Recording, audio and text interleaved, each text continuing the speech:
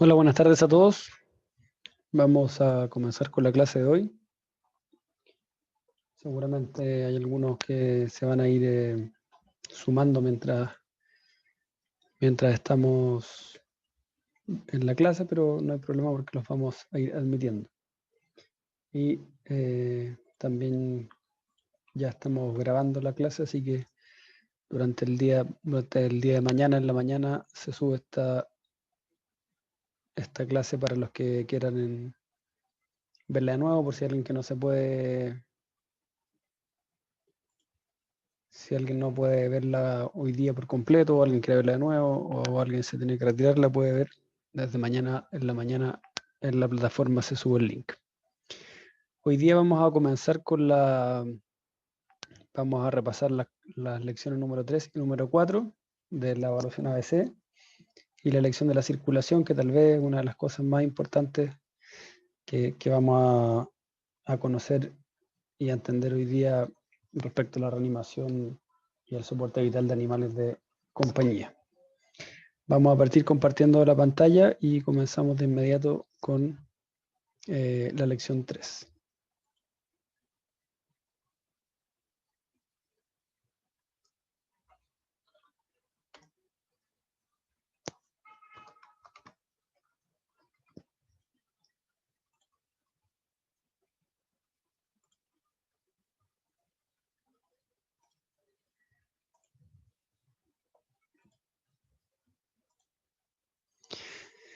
Bien, por favor, si alguien me puede confirmar que se vea la presentación.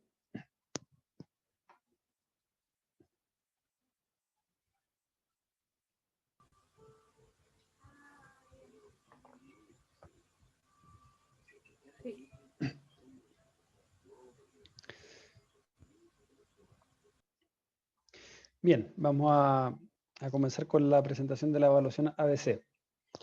La evaluación ABC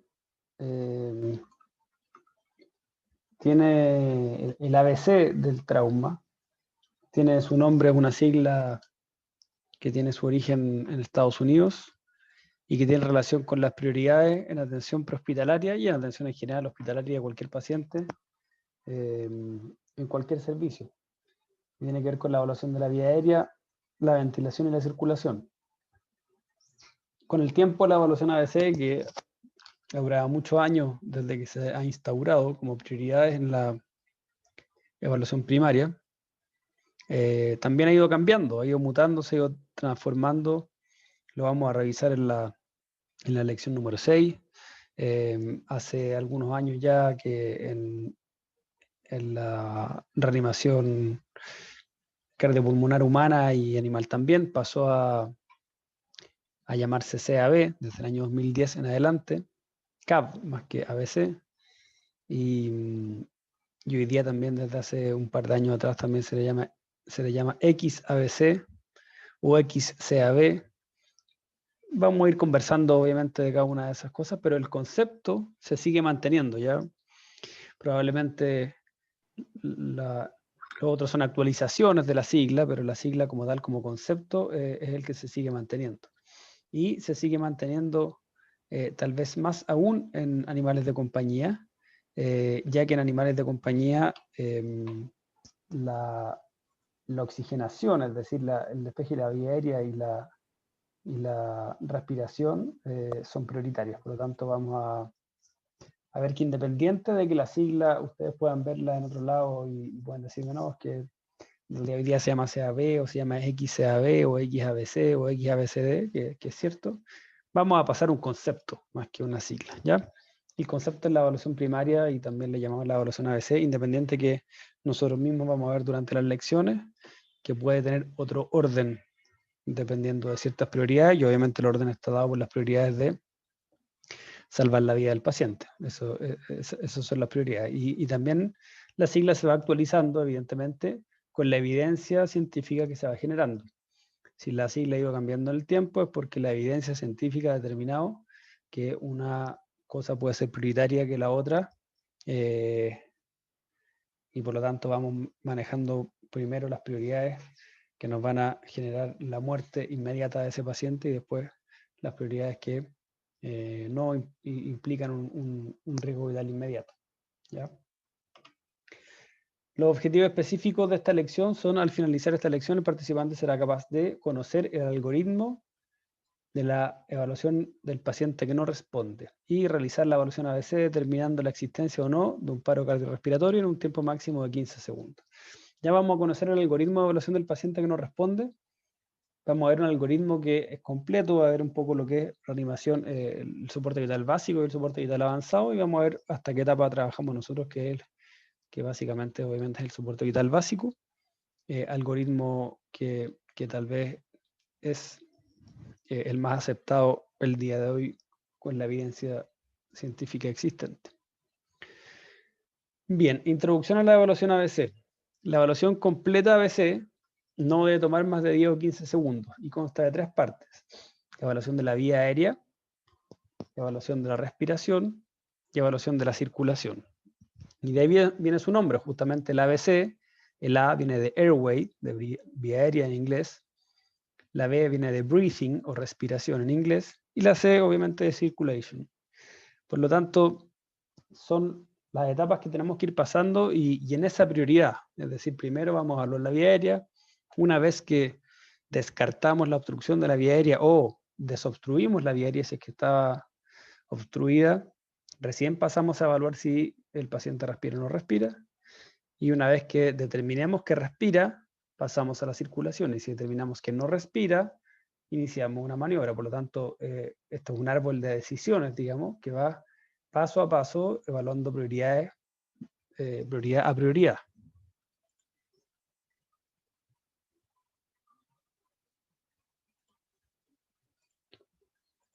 Bien. Cualquier pregunta, recuerden, abren su micrófono y la hacen sin ningún inconveniente.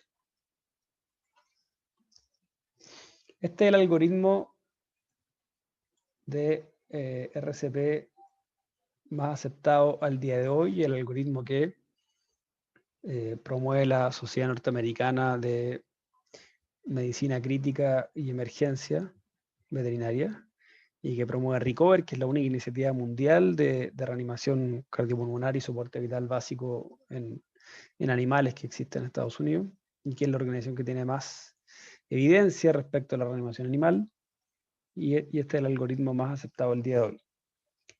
Y dice que en un paciente, digamos, que no responde, que está apneico, es decir, que no respira y no responde, este es el algoritmo del soporte vital básico, que está en azul o en celeste, y más abajo en color verde el soporte vital avanzado. Nosotros vamos a trabajar en este curso solamente con los pasos 1 y 2. Y por lo tanto el paso, una vez que se determina finalmente que el animal no respira, por eso aparece ahí el paciente apneico que no responde, el paciente que no respira, vamos a iniciar compresiones torácicas a un ritmo de 100 a 120 latidos compresiones por minuto, perdón, deprimiendo 1/3 o 1/2 el tórax, el ancho del pecho. Eso es lo que tenemos que comprimir o que deprimir el tórax, 1/3 a 1/2. Y una vez que iniciamos eso, vamos a iniciar la ventilación con 2 opciones, digamos. La opción de entubar, hacer una intubación endotraqueal o orotraqueal, y la opción de hacer ventilación boca a nariz o máscara nariz. Vamos a ver ambas opciones en secuencia o en rondas de 30 compresiones por cada 2 ventilaciones. ¿Ya? Todo eso, lo que está ahí, lo vamos a revisar paso a paso, posición a posición, lugar a lugar, cuándo se hace una manera, cuándo se hace la otra, cuál es el orden de prioridad. Si no puedo hacer esto, hago lo otro, y si no puedo hacer lo otro, hago la tercera opción. Todo tiene una prioridad, y hay que hacerlo así súper estricto para mejorar y permitir la sobrevida de los pacientes, que obviamente es lo que queremos. Lo hemos hablado y la clase pasada también lo hablamos. Es distinto si tenemos los equipos disponibles, lo podemos hacer de una manera, pero si vamos en la calle, al lado nuestro, atropellan un perro, no tengamos ningún equipo, bueno, lo podemos hacer de otra. Pero la idea es que siempre lo hagamos de la mejor manera que podamos con los recursos que tenemos disponibles en el lugar y en el momento.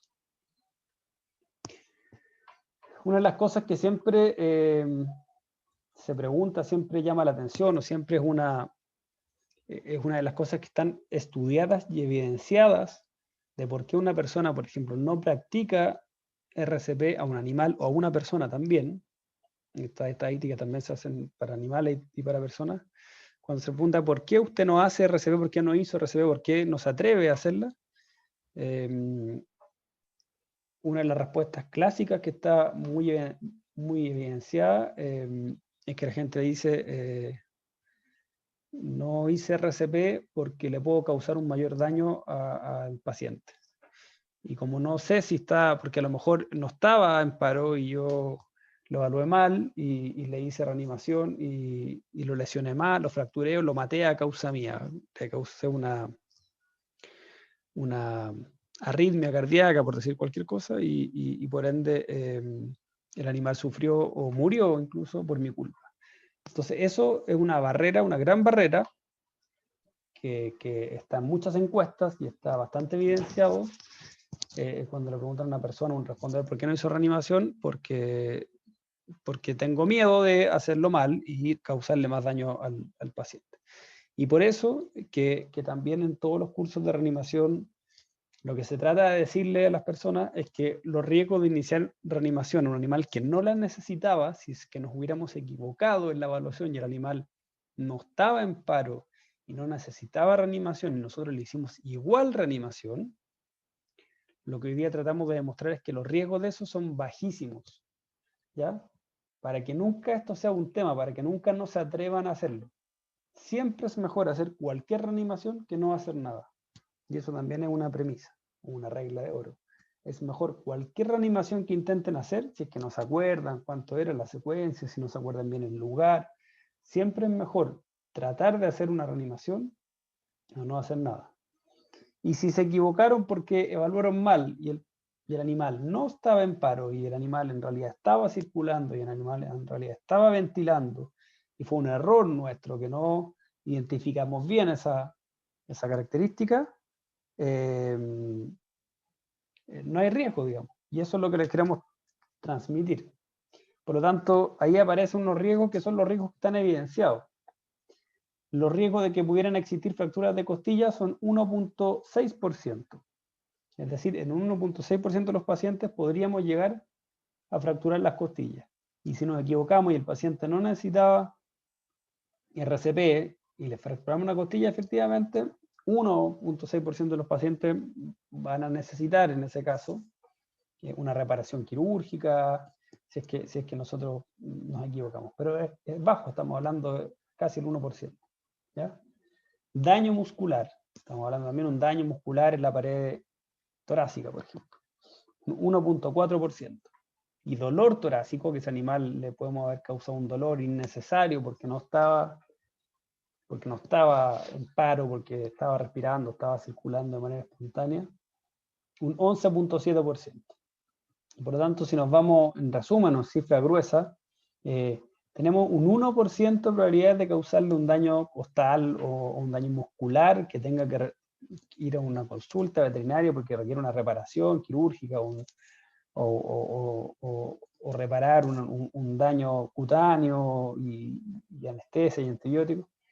Y el dolor torácico podríamos tratarlo con un analgésico y se acabó el dolor, digamos. Es algo muy manejable, entonces lo que decimos siempre es nunca tengan miedo de evaluar e iniciar una maniobra de reanimación. Si no era necesaria, no importa, no va a pasar nada. ¿Puede causarle arritmias cardíacas o nosotros generar un paro? No, no puede.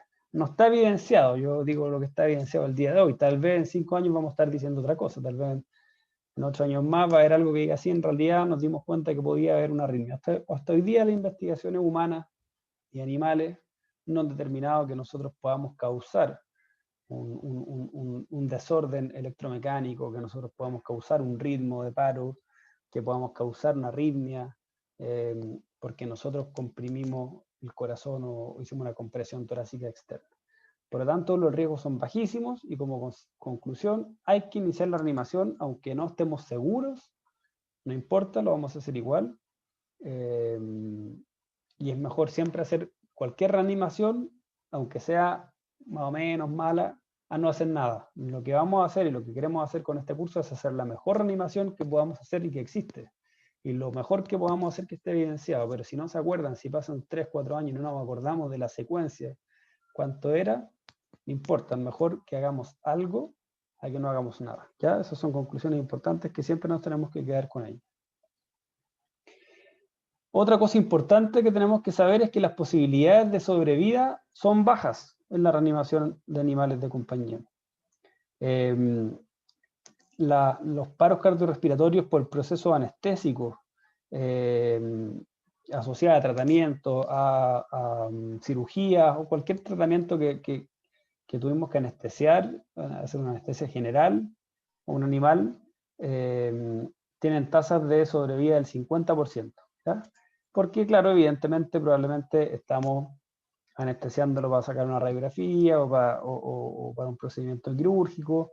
Tenemos todos los implementos ahí, el animal está monitorizado, podemos evaluar rápidamente un ritmo de paro, podemos tratarlo con todos los fármacos ahí, tiene vías venosas puestas, por lo tanto poner cualquier fármaco muy rápido, por lo tanto tienen tasas que no son altas, pero sí son de un 50%, por lo tanto un animal que esté en una consulta, en un procedimiento, si entra en paro tiene un 50% de probabilidad de vivir y un 50% de probabilidad de no vivir, fallecer ante ese paro por ese proceso, por ejemplo, anestesia. Sin embargo, la sobrevida general, la sobrevida de un paciente prehospitalario, en general, un paciente atropellado, caído de altura, intoxicado, cualquier gran quemado, paciente prehospitalario que entra en paro, la sobrevida que hoy día está evidenciada es de entre un 6 y un 7%, lo que es bastante bajo. Y ese es el 6 o 7% que nosotros tenemos que tratar de mejorar, tratar de subir, primero llegar a él, tratar de mejorar y subir, haciendo una muy buena reanimación, o la mejor reanimación que podamos, con los medios que tenemos en el lugar. Y me refiero como primeros respondedores, como médicos veterinarios, como simple transeúnte que uno va en la calle o va en el auto y ve que atropellan a un perro delante de uno y puede parar y brindar una reanimación, la mejor reanimación que podamos brindar en ese minuto. La sobrevida de un 6 o un 7%, que es bastante baja, ¿ya? En perros y gatos. Pero depende un poco de nosotros si hacemos una muy buena maniobra de reanimación, con una prolijidad técnica muy buena, probablemente podamos mejorar esa sobrevida. Y eso es lo que apuntamos, y eso es lo que queremos, y eso es lo que hacemos con capacitación, entrenamiento, cursos como este. Por otro lado, también hoy día está muy evidenciado que la reanimación a tórax cerrado es probablemente la mejor opción para perros pequeños y medianos, ¿ya? Perros medianos, perros con tórax bien estrechos, profundos, tórax en quilla que les decimos, tórax bien aguzado, ¿cierto? Probablemente la reanimación a tórax cerrado es muy buena, y en gatos también, en la que se ha evidenciado que tiene buenas posibilidades de sobrevida, que genera buenos flujos, que genera buenos gastos cardíacos, que genera buenos volúmenes de eyección, y por lo tanto es una buena opción. Y la puede practicar cualquiera, la puede practicar cualquier persona que en la calle, una persona que se entrena, un primer respondedor, un técnico veterinario, un médico veterinario, cualquiera de ellos, ¿ya? Y probablemente es como vamos a partir, ¿sí? Sin embargo, también sabemos que en el caso de los perros grandes o gigantes, perros de pecho redondo grandes, perros viejos, perros obesos, prácticamente la reanimación a tórax cerrado no tiene ningún efecto, ¿ya? Y por lo tanto, en esos animales la recomendación es lo antes posible abrir el tórax, ¿ya? Eso tal vez para los asistentes a esta sesión que no son veterinarios no lo van a poder hacer ellos, pero también es bueno que sepan que un animal grande, obeso, viejo, de tórax redondo, sabemos que lo vamos a reanimar, eso es lo que tenemos que hacer, no podemos hacer otra cosa más que reanimarlo, pero también tenemos que tener claro que tiene muy poquísimas probabilidades de vivir, mucho menos de un 6%, ¿ya? Prácticamente no estamos haciendo nada. A los animales que seguramente vamos a poder salvarle la vida en una reanimación prehospitalaria a tórax cerrado, van a ser perros medianos, con tórax aquillado, perros pequeños, cachorros, gatitos, gatos, esos son los animales que podemos salvar. Y en el caso de los perros grandes, animales grandes, de pecho redondo, gordos, viejos, obesos, necesariamente o lo antes posible hay que realizar una reanimación a tórax abierto. Por lo tanto, hay que hacer una toracotomía, abrir el tórax y reanimar con la mano en el corazón lo antes posible. Y también dentro de los asistentes hay muchos veterinarios y también o estudiantes de veterinaria, y es muy importante que lo sepan. En la consulta veterinaria, si estamos en una consulta veterinaria y tenemos los insumos, hay que abrir el tórax lo antes posible, ¿ya? No hay que hacer RCP durante X minutos y si no funciona, abrir el tórax. En un animal grande eso no ocurre. En un animal mediano, chico, podríamos hacer 10 minutos de RCP y si no pasa nada, abrir el tórax. En un animal grande, apenas llega la consulta, está en paro, apenas llega la consulta, tenemos que abrir el corazón, abrir el tórax y hacer reanimación a tórax abierto, hacer una toracotomía, ¿ya? Si no, no estamos haciendo nada, o las posibilidades, no nada, pero son posibilidades muy bajas, menos de ese 6%. Nos vamos ya a probabilidades del 1%, 0,5%. Entonces, además, estamos haciendo todo un procedimiento, gastando recursos en algo que no va a tener buenos resultados. Entonces, muchas veces, o derechamente no hacemos nada y no lo reanimamos, o derechamente hacemos todo para reanimar los tórax abiertos de inmediato. Y por ende, corre, por supuesto, el soporte vital básico, corre la reanimación a tórax cerrado, pero mientras estamos preparando todo el material para abrir el tórax. O sea, corre lo mismo que vamos a ver acá en este curso, pero mientras estamos preparando todo para poder abrir el tórax y hacer una reanimación a tórax abierto. Y eso es súper importante que lo sepamos, ¿ya? Bien, partamos entonces con la evaluación de la vía aérea, que era la primera letra, ¿cierto? La letra A. Y lo primero que hacemos en un paciente que no responde, un paciente que no está alerta, un paciente que vamos caminando, está en el piso, está tirado en el piso planchado, no mueve la cabeza, no está alerta, un paciente que no responde, es evaluar la vía aérea. ¿Cuándo evaluamos a un paciente? ¿Cuándo le vamos a evaluar la vía aérea a un paciente? Cuando es un paciente que no responde. Cuando lo vimos, por ejemplo, el atropello, vimos que cayó de altura, o nos dijeron que cayó de altura de un piso X, de un piso 8, o nos dijeron que estaba atropellado, o un paciente gran quemado que no responde, o intoxicado por monóxido de carbono que no responde. Un paciente que no tiene, que está inconsciente, básicamente, que no manifiesta, que no mira, que no levanta la cabeza, que no está alerta, ¿ya? Que no está alerta, básicamente. A ese paciente que yo voy a ir a evaluarle la vía aérea.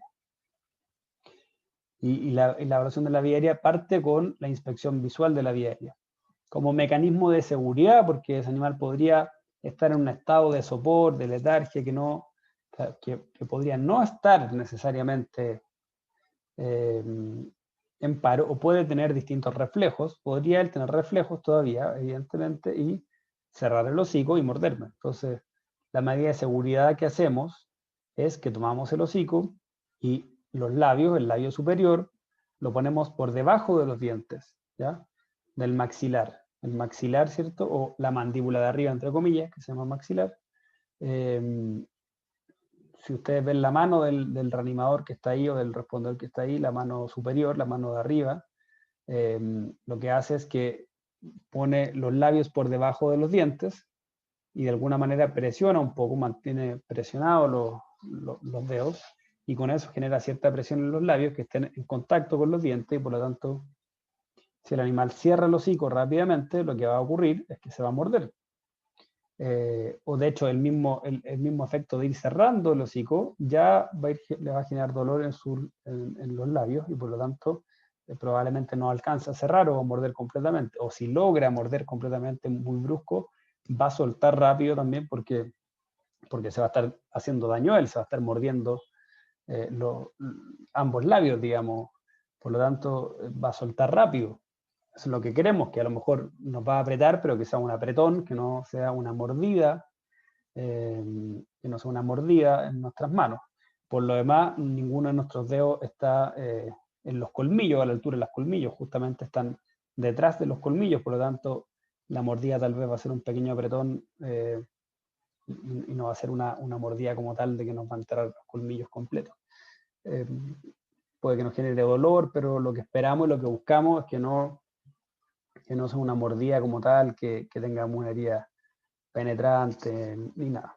¿Ya? Entonces, como medida de seguridad, lo tomamos de esa manera, abrimos el hocico y realizamos una inspección visual. Lo primero que realizamos, una inspección visual para ver si tiene la vía aérea permeable o tiene alguna obstrucción de la vía aérea.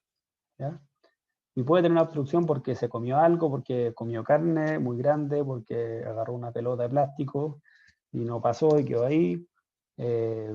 Puede tener cualquier cosa, ¿ya? Eso es lo que vamos a ver. Puede tener una obstrucción líquida, una obstrucción sólida o una deformidad tal que no le permita que pase el aire. Por ejemplo, una deformidad dado un caído de altura, que tenga una fractura importante y un aumento de volumen que lo obstruyó la vía aérea.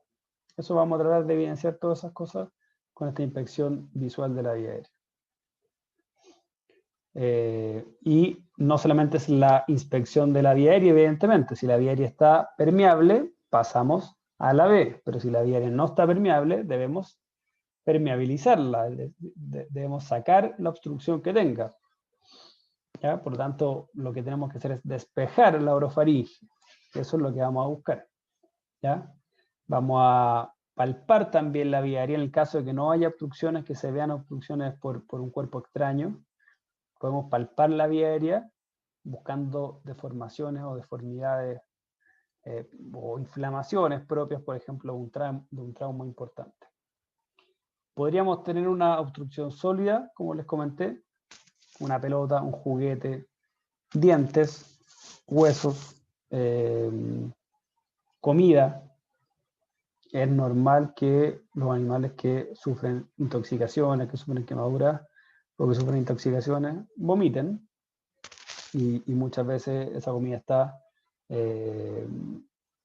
no está toda comida, no está toda mordida, está parcialmente mordida, otra no, otra más entera, y se obstruye la vía aérea por comida. Eso es súper común, ¿ya? Es común que encontremos esa condición. Por lo tanto, puede tener obstrucciones líquidas o sólidas que tenemos que poder desobstruir. Una opción es hacerlo con una gasa, y la gasa lo que nos permite es tener mayor arrastre mecánico, tiene una mayor superficie de contacto, porque es una red, ¿cierto? Esta gasita, que nos permite que si hay algo, poder tirarlo más fácil. Por ejemplo, podría haber un pedazo de carne que estuviera también bastante más adentro, y con la gasa vamos a poder tirarlo y sacarlo. En cambio, a lo mejor con la mano nos cuesta mucho más, ya sea con guante o simplemente con la mano, nos va a costar bastante más que tomar algo de goma que va a estar con mucha secreción, ¿cierto? Con mucha saliva, va a estar bastante resbaloso, nos va a costar tomarlo. Entonces siempre hay que tratar de hacerlo con una gasa que nos va a permitir sacar o desobstruir lo que queramos con cierta facilidad.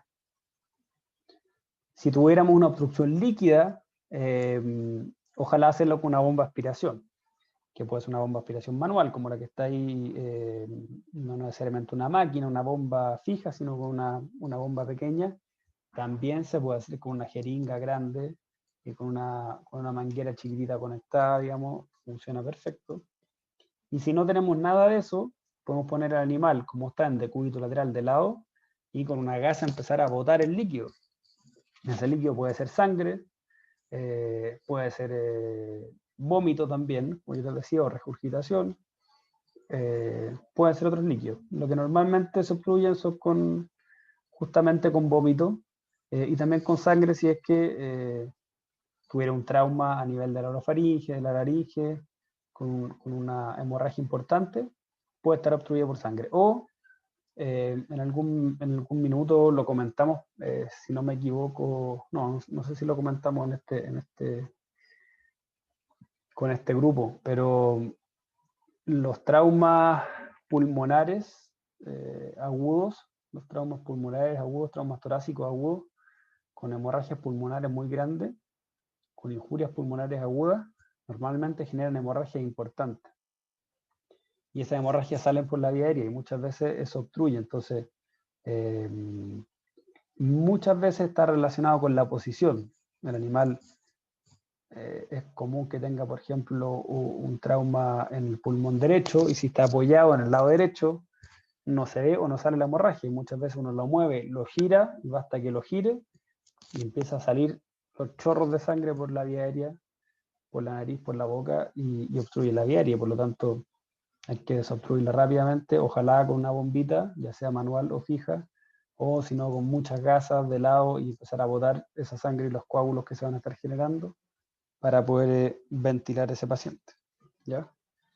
Entonces son las dos posibilidades que podamos tener, obstrucciones líquidas o sólidas en la vía aérea. Cualquiera de ellas que sea, tenemos que solucionarla. Lo imperativo ahí, o lo imperioso, mejor dicho, es que podamos solucionar esa obstrucción antes de pasar a la B, antes de pasar a la evaluación de la ventilación. Primero tenemos que desobstruir la vía aérea.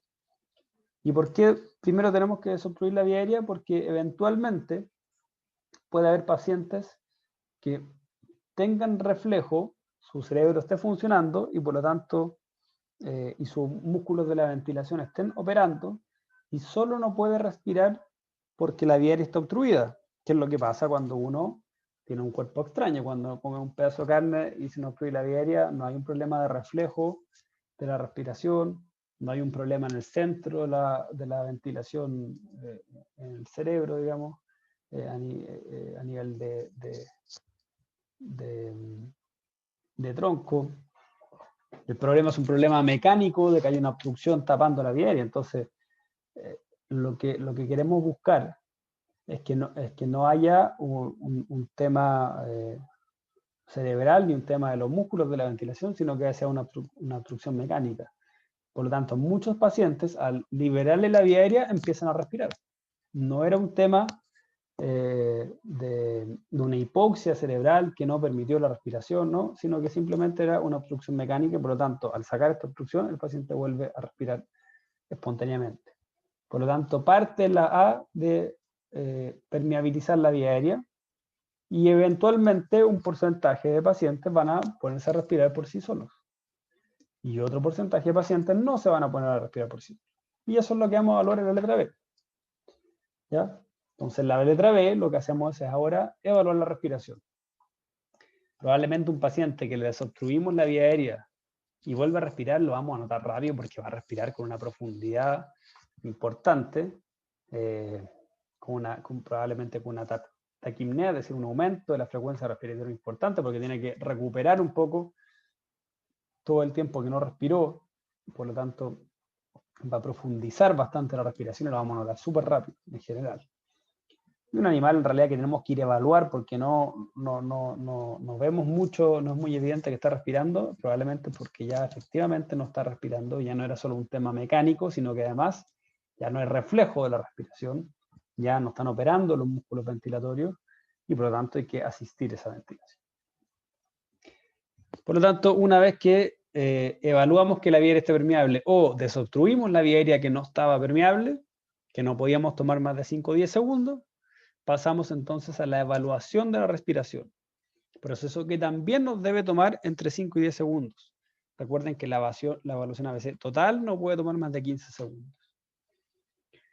Por lo tanto, vamos a ver técnicas de evaluar la ventilación, ¿ya? Una de ellas es tocar ligeramente el tórax, poner la mano ligeramente sobre el tórax y sentir, ¿cierto?, que el tórax se eleva o no se eleva.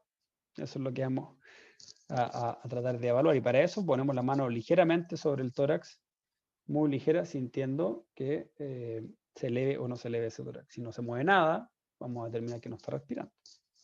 Si se mueve, vamos a sentir que el animal está respirando espontáneamente. Otra técnica es auscultar el tórax. Evidentemente, eso lo vamos a dejar solamente para los veterinarios. Cualquier responder que no es veterinario, cualquier persona que no sea veterinaria, que va en la calle, o el veterinario si va en la calle, no tiene su endoscopio, lo va a hacer con la mano, digamos. ¿Ya? Lo va a hacer de alguna otra manera, no ocultándolo. Por lo tanto, aplica de igual forma. Otra de las cosas que está recomendada o evidenciada es poniendo ya sea o un algodón en la nariz para evaluar que se mueva con la respiración, con la exhalación principalmente, o también un portaobjeto. El portaobjeto es una lámina de vidrio pequeñita donde se ponen las muestras histológicas, los cortes histológicos para verla en el microscopio.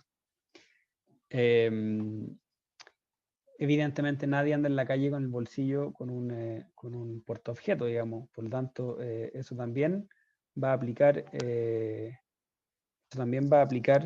si estamos en una consulta, si tenemos un portaobjeto, pero si no lo tenemos, en general nadie anda. Si bien está evidenciado, es algo que es poco probable que podamos hacerlo con un portaobjeto en la calle o hospitalariamente.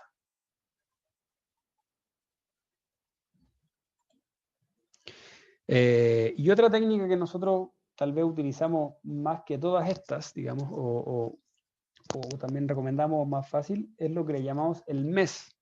Y el MES quiere decir mirar, escuchar y sentir. ¿Ya? Y tiene que ver con que nosotros podemos, además, se puede complementar con la mano ligeramente en el tórax. Podemos poner la mano ligeramente en el tórax, pero de igual forma, acercar la cara al paciente.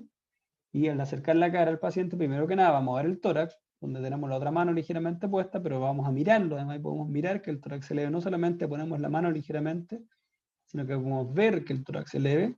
Y por otro lado, al poner la cara cerca de su cara, al lado de su cara, por eso se llama MES, porque estamos mirando que el tórax se eleve, escuchando la respiración si es que respira y sintiendo la respiración en nuestra mejilla. Por lo tanto, el MES es mirar, escuchar y sentir. Estamos utilizando, tres sentidos distintos. Estamos utilizando el tacto, estamos utilizando la audición, estamos utilizando la vista. Estamos utilizando tres sentidos distintos para determinar si el animal respira o no. Por lo tanto, es una evaluación un poco más completa. Podemos realizar el MES, miramos, escuchamos y sentimos si el animal está respirando o no. En la pregunta en el chat dice, ¿también se puede usar un espejo? Sí, por supuesto que sí. De repente es súper buena pregunta porque tal vez un espejo es un elemento que es mucho más fácil que uno ande con él, ¿ya? Lo que buscamos es que se empañe, ¿ya? ¿Cierto? Vamos a poner el espejo y lo que buscamos es que ese espejo o ese portaobjeto, un poco cumplir la misma función, es que se empañe o no se empañe si lo ponemos al lado de la nariz. Eso es lo que buscamos. Y de esa manera determinamos si el animal respira o no respira. Y también nos tiene que tomar entre 5 y 10 segundos como máximo, ¿ya? Normalmente no estamos más de 5 segundos. 1, 2, 3, 4, 5. ¿Y por qué también no se toma una cantidad de segundos? Porque tampoco un animal respira como loco, pues también uno puede demorarse 5 segundos en respirar, digamos. Entonces esperamos un poco el ciclo y que tenga que respirar. Y si en realidad no, ya pasaron 10 segundos y no ha respirado, el animal no está respirando. ¿Ya? Y si no está respirando el animal, vamos a pasar la evaluación de la circulación, ¿ya? Pero si no está respirando el animal, lo que vamos a hacer es iniciar una reanimación cardiopulmonar de inmediato, ¿ya? Se lo anticipo, vamos a pasar la evaluación de la circulación, pero ya vamos a ver que si el animal no respira, vamos a iniciar de inmediato una reanimación cardiopulmonar. La evaluación de la circulación, que es la letra C, también no debe tomar más de 5 o 10 segundos. Como ya les decía, lo importante es que la evaluación ABC no tome más de 15 segundos, no puede tomar más de 15 segundos. Dice ahí, aunque poco estudiado en medicina veterinaria, varios estudios en medicina humana han demostrado que la palpación del pulso es una prueba insensible y que requiere mucho tiempo para el diagnóstico de un paro cardiorrespiratorio. Es así desde el año 2010. Si bien siempre estuvo medio en duda, que sí, que no, que en realidad se hace, ya derechamente desde el año 2010 que todas las guías mundiales de reanimación cardiopulmonar humana dejan la evaluación de la circulación en solo casos necesarios para evaluar otras cosas, cuando tiene cierto valor evaluarla, solo por personal muy calificado. ¿Ya? Y tiene que ver con una cantidad de estudios que han determinado, primero, que no es necesaria, segundo, que es mejor iniciarla rápidamente, la reanimación, Tercera, que es una prueba súper insensible. Cuarto, que los segundos que perdemos de alguna manera en evaluarla eran segundos que eran fundamentales ya estar reanimando. No tenía sentido, no tiene sentido ir a buscar el pulso si el paciente no está respirando, ¿ya?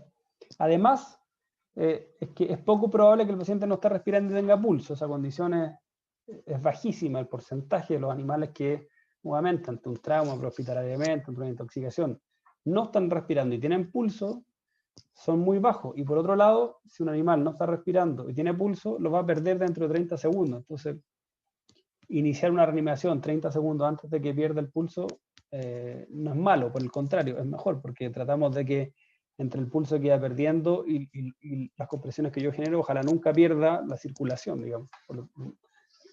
Por lo tanto, hasta puede ser bueno. Y además, debido a la baja probabilidad de las lesiones, como aparecen ahí, no importa que al final del día el animal tuviera pulso o tuviera un poco de pulso, y nosotros haber iniciado las compresiones torácicas, porque los riesgos ya los vimos, son bajísimos, cercanos al 1.4 o 1.6% de algún riesgo que le podríamos causar en un daño. Por lo tanto, hoy no se recomienda tomar pulso. Pero igual existe porque podríamos buscar valor en esa evaluación. Y aquí tal vez entran más los médicos veterinarios que podrían ir a buscar otra cosa, ¿ya? No necesariamente cualquier primer respondedor, pero el veterinario que quiere ir a buscar otra cosa, otra patología, guiarse un poco en el diagnóstico, sí, poder hacerlo, por supuesto que sí. Pero no es importante ir a tomar pulso si el animal no está respirando, digamos. O sea, primero es solucionar la reanimación y después podemos tomar pulso. Ya lo vamos a ver eso en el orden correcto. Y por lo tanto, se le deja la evaluación de la circulación solo al respondedor entrenado, que pueda buscar y reconocer diferentes pulsos y no retardar la evaluación ABC. Por lo tanto, de igual forma, el buscar pulso tiene que ver con no retardar los 15 segundos de la evaluación ABC. Si yo voy a hacer todo eso muy rápido, si soy experto en hacerlo, bueno, lo puedo hacer, pero siempre y cuando no retarde la evaluación ABC. Y además, como dice ahí, en perros grandes que no responden y no respiran, ya las pautas veterinarias actuales determinan omitir absolutamente la circulación por completo, ya, o sea, ir a evaluar la circulación. ¿No? Ya ni siquiera, aunque tenga experiencia, aunque sea un veterinario experto, ya no hay para qué hacerlo, no tiene ningún sentido desde el punto de vista del tratamiento, desde el punto de vista de lo que quiere buscar, a lo menos en la evaluación inicial, antes de iniciar la reanimación. Tal vez a los 2 minutos que vamos a realizar la evaluación, la reevaluación, bueno, ahí podemos, siempre digo, ahí tomémonos un par de segundos en evaluarlo si queremos, pero no el inicio de la reanimación. El inicio de la reanimación no lo podemos retrasar por ir a tomar un pulso que no nos va a servir de nada, porque aunque lo tenga, lo va a perder. Lo va a perder ahora, lo va a perder en 10 segundos, en 20 o en 30, porque no está respirando. ¿Ya? El animal que no está respirando no mantiene el pulso más allá de 30 o 40 segundos. ¿Ya? O sea, sería mejor que yo iniciara la reanimación mientras él todavía está circulando y la va perdiendo y yo me sobrepongo un poco a esa pérdida y trato de mantenerla. Eso lejos va a ser mejor. Simplemente para que sepan, en nivel humano hasta el 35% de los respondedores en las pruebas que se hacen, la evidencia que se genera en los estudios, han sentido pulso en animales que no tienen pulso. Un 35% de personas de salud entrenadas para buscar pulso. No estoy hablando de una persona común y corriente. Personas entrenadas, médicos entrenados para tomar pulso, hasta el 35% de ellos, en estudios justamente para determinar esto, han encontrado pulso en pacientes que no tienen. Entonces se transforma en una prueba absolutamente insensible. Si las personas entrenadas, el 35% se equivocan, las personas no entrenadas, se equivoca el 70-80%. Entonces no tiene ningún sentido ir a tomar una prueba donde tenemos unas incertezas tan altas. Y donde, aunque la encontráramos, tampoco tiene sentido. Porque o lo vamos a encontrar y el tratamiento va a ser igual a hacer una RCP, o no lo vamos a encontrar y el tratamiento es igual a hacer una RCP. Entonces, no tiene mucho sentido porque el paciente no está respirando. Esa es la condición inicial. Bien, si es que vamos a evaluar la circulación, de igual forma, como les digo, lo vamos a pasar, va a estar las pautas igual, se enseña. uno de los lugares más fáciles para tomar el pulso y que si es que tomamos pulso siempre debemos ir a tomar, es el pulso femoral, ¿ya? ¿Por qué? Porque para que haya pulso femoral, o sea, por dos cosas. Porque vamos a ver más en una lámina siguiente que podemos ir a ver si el corazón late directamente al corazón, pero que el corazón lata no quiere decir que haya pulso, ¿ya? Entonces, independiente de que yo vaya a evaluar el corazón que esté latiendo, igual tengo que ir a tomar pulso. Y eso es fundamental entenderlo. Entonces, si vamos a ir a hacer la evaluación de la circulación, como ya les dije que cada día se recomienda menos, en animales grandes ya no se recomienda, pero si la vamos a hacer, también tenemos que hacerla bien. Si la vamos a hacer, entonces vamos a hacerla completa como corresponde. Vamos a ir a tomar pulso femoral. ¿Por qué? Porque es fácil, porque es rápido, porque el pulso que más se siente, más se nota. Ya se toma con 3 o 4 dedos en la zona inguinal, donde se une un poco el torso del animal, la zona pélvica con la extremidad inferior, justo en el pliegue un poco, y tratamos de poner ojalá los 4 dedos completos porque nos da mayor superficie de contacto para tratar de ubicar la arteria femoral. Es bastante fácil tomarlo, se siente relativamente rápido, aunque tenga muy poca experiencia al responder en tomarlo, igual en general en animales de compañía se logra sentir, no así en animales obesos, efectivamente, llenos de pelos, con harta grasa, que cuesta un poco más tomarlo, pero no un pulso difícil de encontrar, ¿ya? ¿Y por qué tomamos el pulso ahí? Porque habiendo pulso femoral, existe una correlación respecto a la presión, y por lo tanto se establece que habiendo pulso femoral es porque hay más de 60 milímetros de mercurio de presión. ¿Y eso es importante saberlo? Sí, es importante porque si es que no hay 50, para que se oxigene el cerebro, para que entre la sangre a la bóveda craneana y se oxigene el cerebro como corresponde, para que mantenga todos los sistemas funcionando, deben haber a lo menos 55 milímetros de mercurio. Para que llegue sangre al riñón, también debe haber a lo menos 55 milímetros de mercurio. Entonces, entre los 55 y los 60 es muy poca la diferencia. ¿Qué es lo que quiero decir con esto? Que si uno toma el pulso femoral es porque hay más de 60 milímetros de mercurio, por lo tanto asumimos que está llegando sangre al cerebro sin ningún problema, asumimos que está llegando sangre al riñón sin ningún problema, asumimos que está llegando a los grandes órganos nobles sin ningún problema. Si no hay pulso femoral, implica que hay menos de 60 milímetros de mercurio.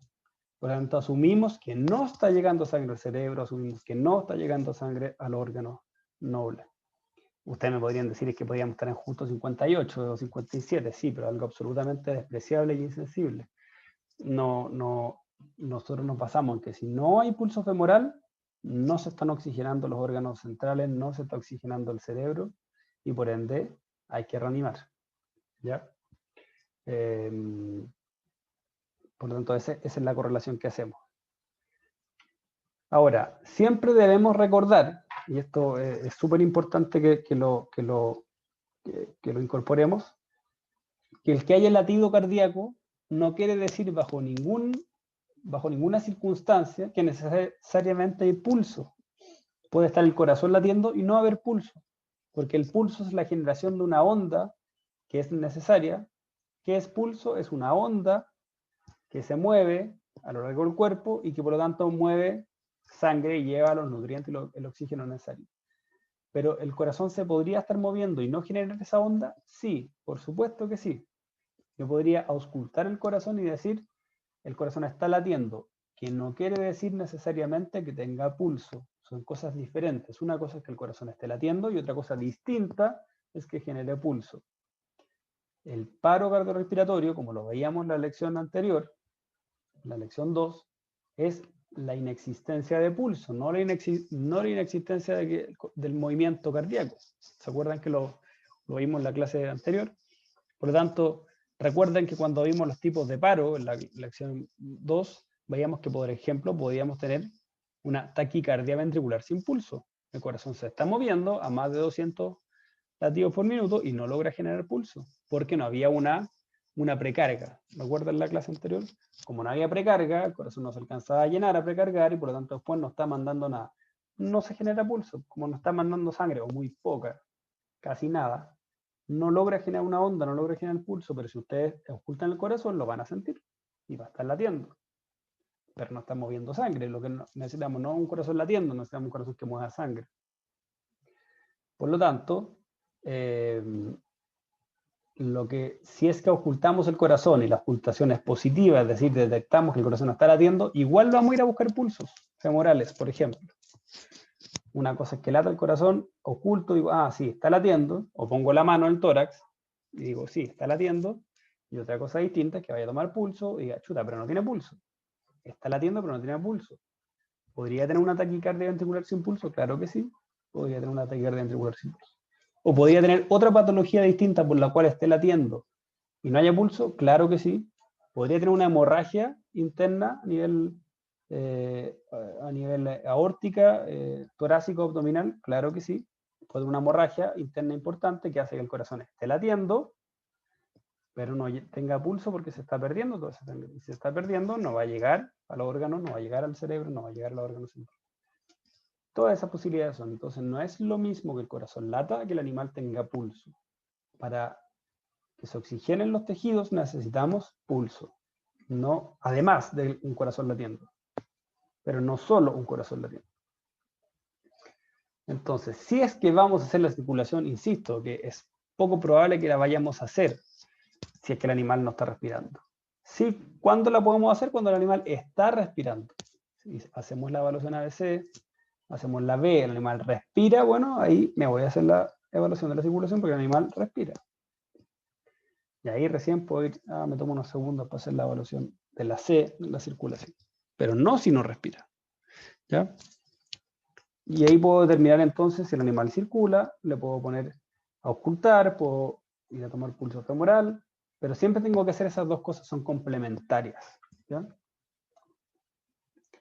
Dice ahí, ocultación, se debe palpar un pulso incluso si se escucha un latido cardíaco en la ocultación. Es lo mismo que ya les decía, ya que podría escucharse el latido cardíaco, pero no presentar pulso. Las posibles causas de esto son, por ejemplo, disminución notable de la contractilidad cardíaca, shock severo, derrame pericárdico, enfermedad pleural. O sea, hay otras patologías, además de, como yo les dije, que podría estar presentando una taquicardia ventricular sin pulso, también podría estar presentando un shock severo, y es el mismo efecto, ¿ya? ¿Qué es el shock? La imposibilidad del sistema circulatorio de llenar todos los vasos sanguíneos. Como yo tengo una red de vasos sanguíneos y no los puedo llenar. Y cae la presión al suelo. Por lo tanto, puede estar el corazón funcionando, pero si la presión se va al suelo, no está llegando a los órganos, es lo mismo, tengo que reanimar a ese animal porque si no está llegando la circulación, no está llegando la sangre, no logra generar el pulso, que es esta onda, y llegar a todos los órganos, no sirve que el corazón esté latiendo solo. Podríamos asumir esto en un animal, por ejemplo, que fue picado por una abeja y llegó con así la cara gigante, la oreja hinchada, y nos responde, y tocamos el corazón y tiene pulso, y lo ocultamos el corazón o le ponemos la mano en el corazón y tiene latido cardíaco, y vamos a tomar pulso y no tiene pulso, claro, uno puede decir, chuta, debe estar presentando un shock anafiláctico, y por lo tanto no hay pulso, y por ende no está llegando la sangre a los órganos, no está llegando la sangre al cerebro, no está llegando la sangre al riñón, pero el corazón sigue moviéndose.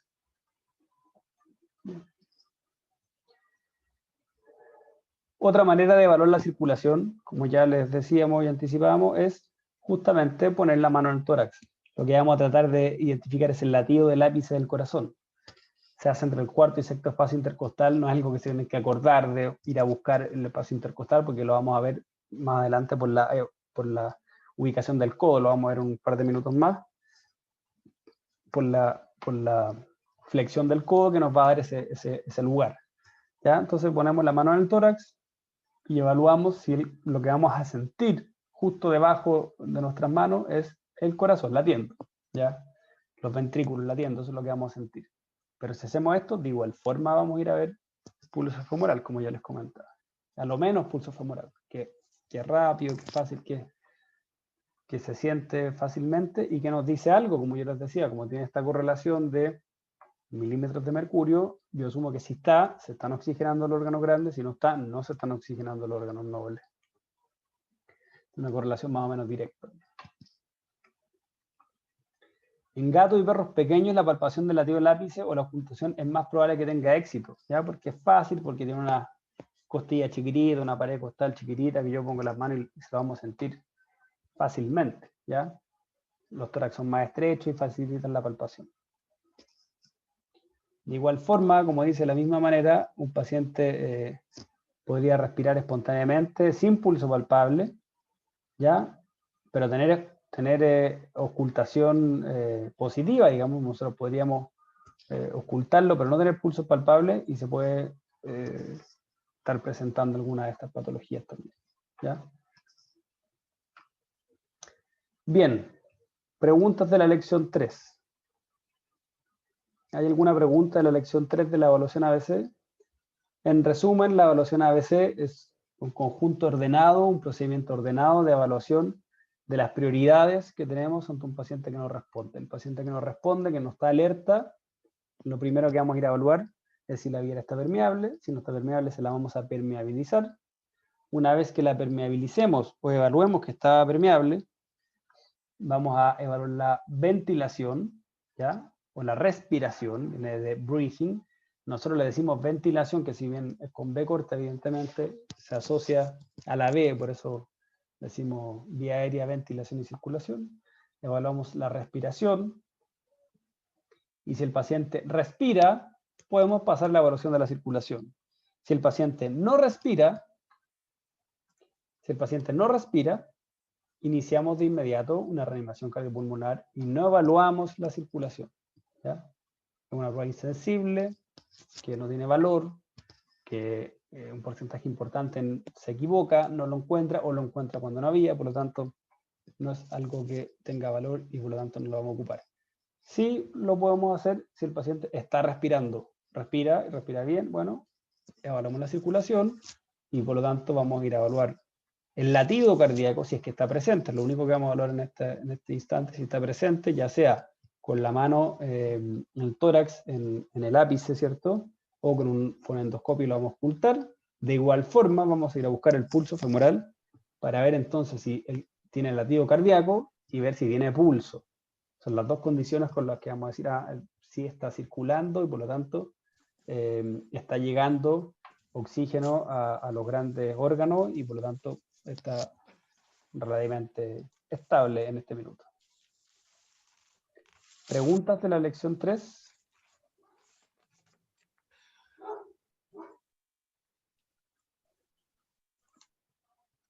¿Ninguna? Bien, vamos a pasar. Ahí hay una pregunta.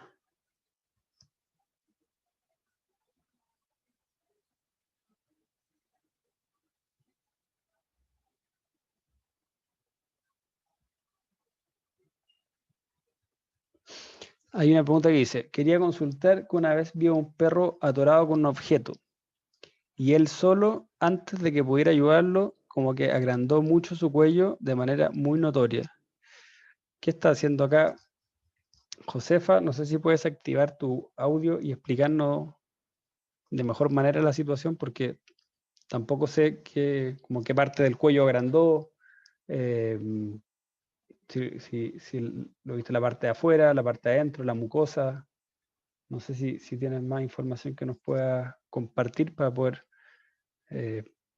contestar, porque no sé mucho que le puede haber pasado porque agrandó su cuello, además, ¿no?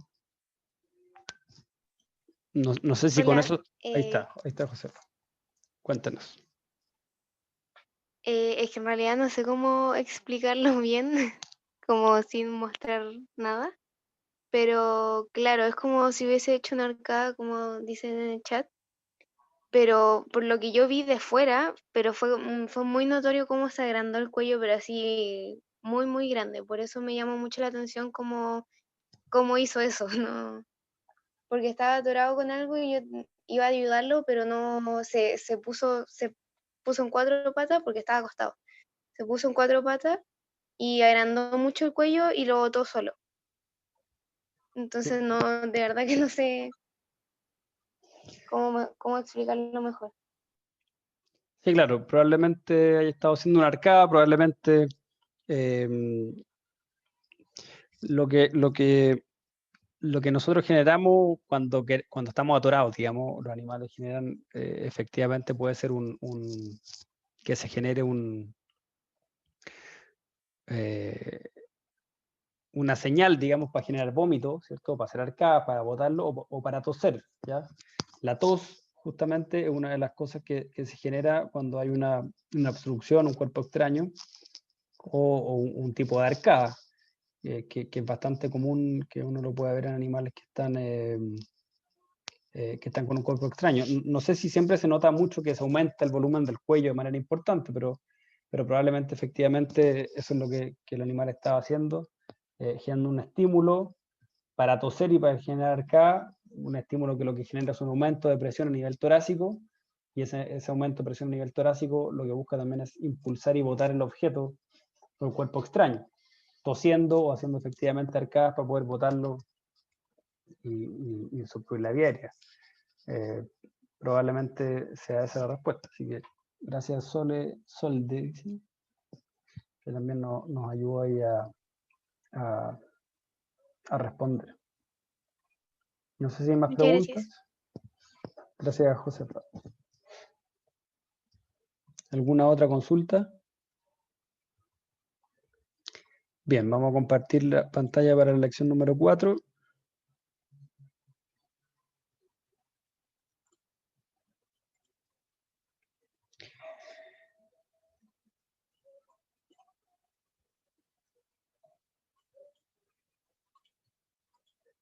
Bien, la lección número 4 es la lección de la circulación, ¿ya? Entonces, y aquí ustedes ya se darán cuenta que pasamos la evaluación ABC como concepto, y lo primero que vamos a pasar es la circulación, porque usted me va a decir, bueno, pero ¿por qué entonces se llama ABC?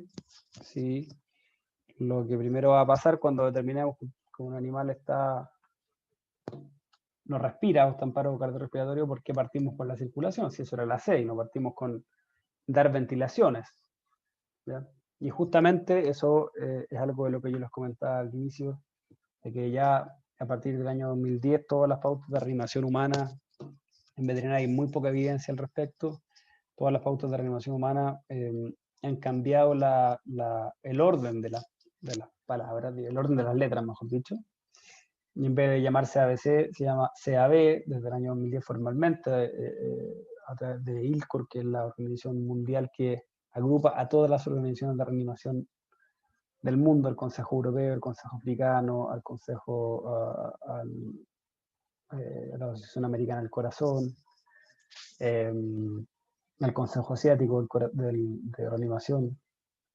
Por lo tanto, ya la evidencia es bastante importante en que un paciente que no respira, antes lo que se hacía era que se partía con el suplementar la ventilación y después la circulación, y eso ya por lo menos hace 10 años que ya se invirtió, y lo que se hace es que un paciente que no respira se comienza suplementando la circulación, ¿ya? Y no la ventilación.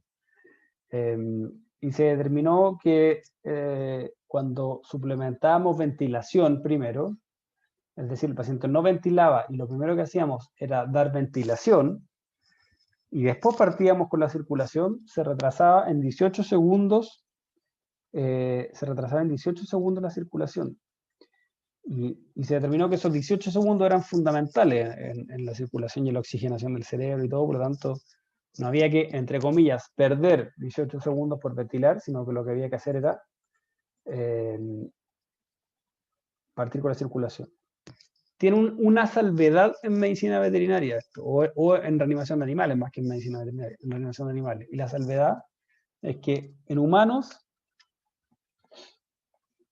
los paros cardiorrespiratorios, ya lo vimos en la lección 2, si bien se recuerdan, el 70% de ellos son asociados a la taquicardia ventricular sin pulso y a la fibrilación ventricular sin pulso.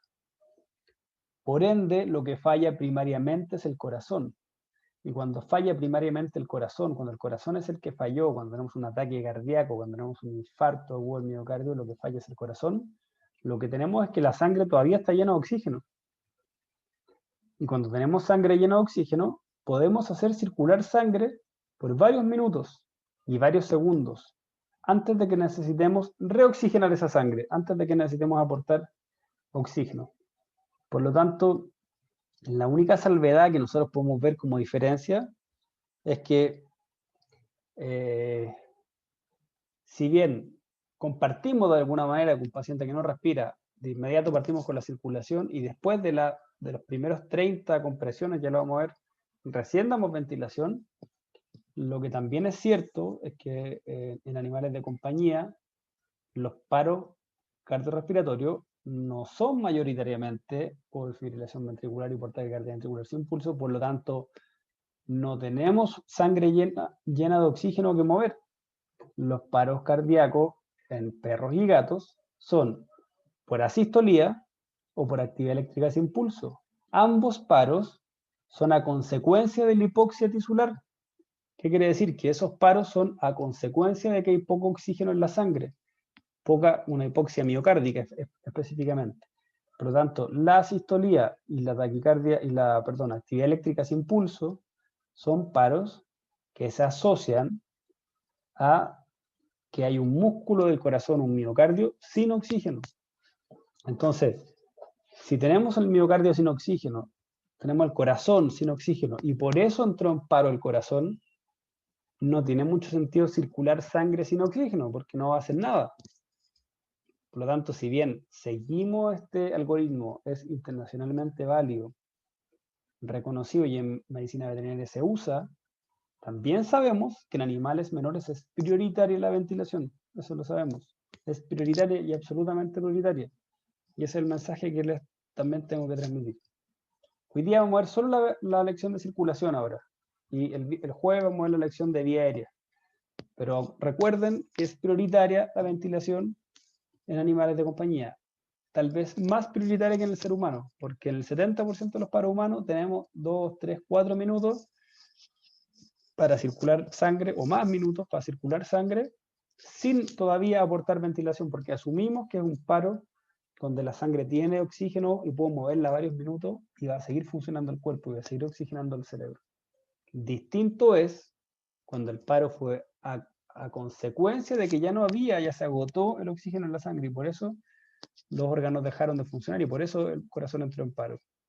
Entonces no tiene mucho sentido circular más sangre sin oxígeno porque no voy a lograr nada. Para que el corazón vuelva a latir necesito meter oxígeno. Por lo tanto, con esa sola salvedad.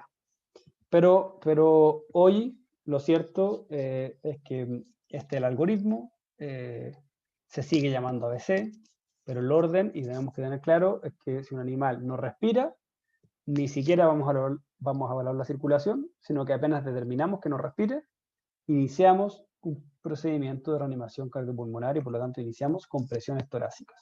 Y eso es lo que vamos a ver en esta lección, que es la lección de la circulación. Objetivo específico: al finalizar esta lección, el participante será capaz de explicar las teorías de la bomba cardíaca y la bomba torácica que describen cómo se logra un flujo sanguíneo durante las compresiones torácicas. Y realizar compresiones torácicas utilizando la mejor técnica dependiendo de la conformación del paciente. Bien, esto es fundamental en la reanimación de animales, fundamental. El identificar el tipo de animal, el tipo de tórax y el tipo de compresiones es fundamental en ese 6 a 7% de sobrevida de los pacientes.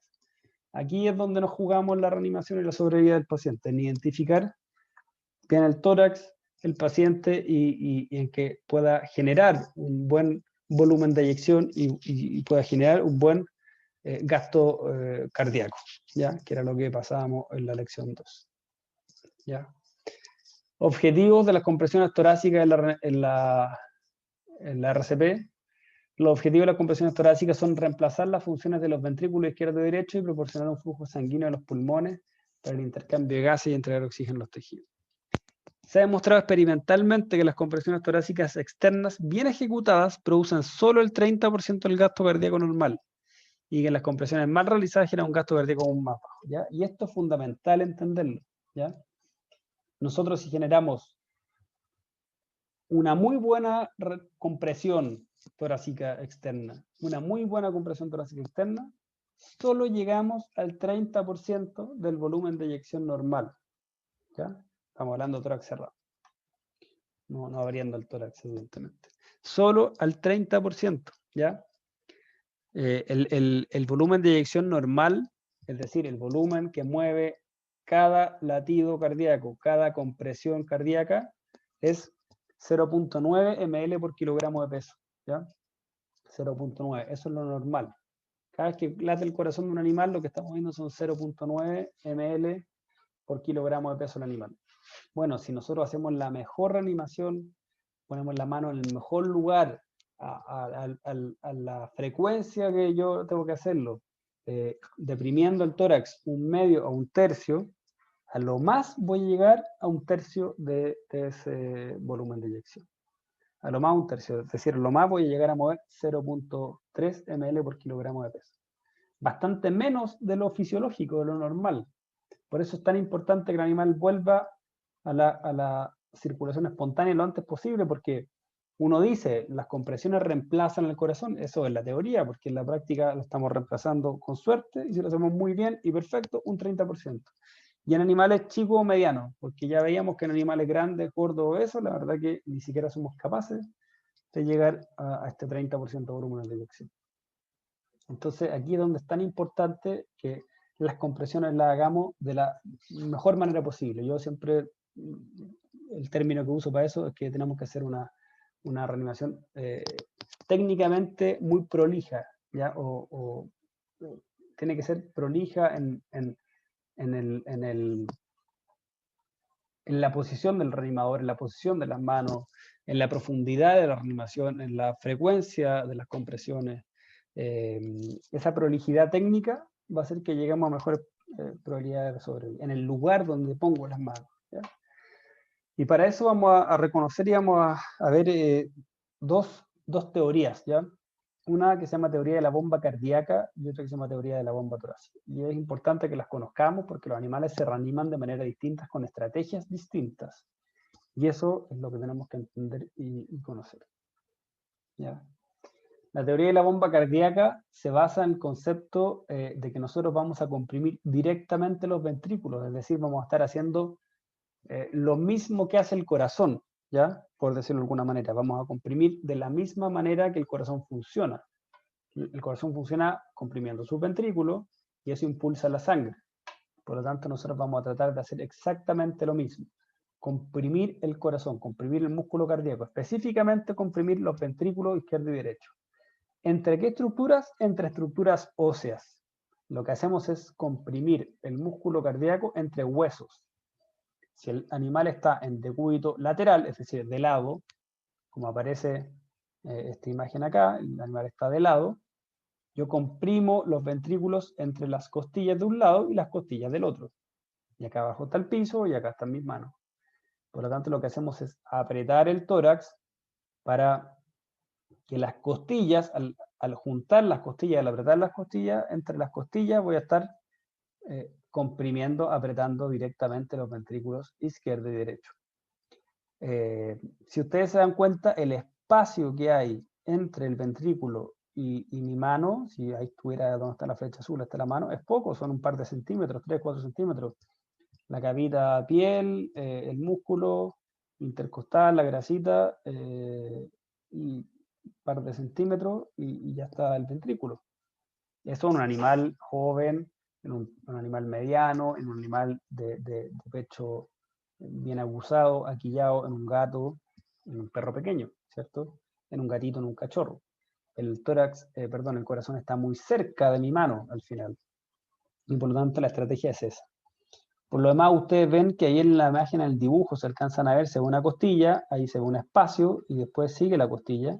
Abajo pasa lo mismo, se ve la costilla, un espacio y sigue la costilla. Bueno, lo que está marcando ahí son las articulaciones. Las costillas tienen una articulación, una articulación costocostal, una articulación entre la costilla y la costilla. ¿Ya? Esa articulación permite que justamente ahí se flecte el tórax y por lo tanto me permita comprimir bien. ¿Ya?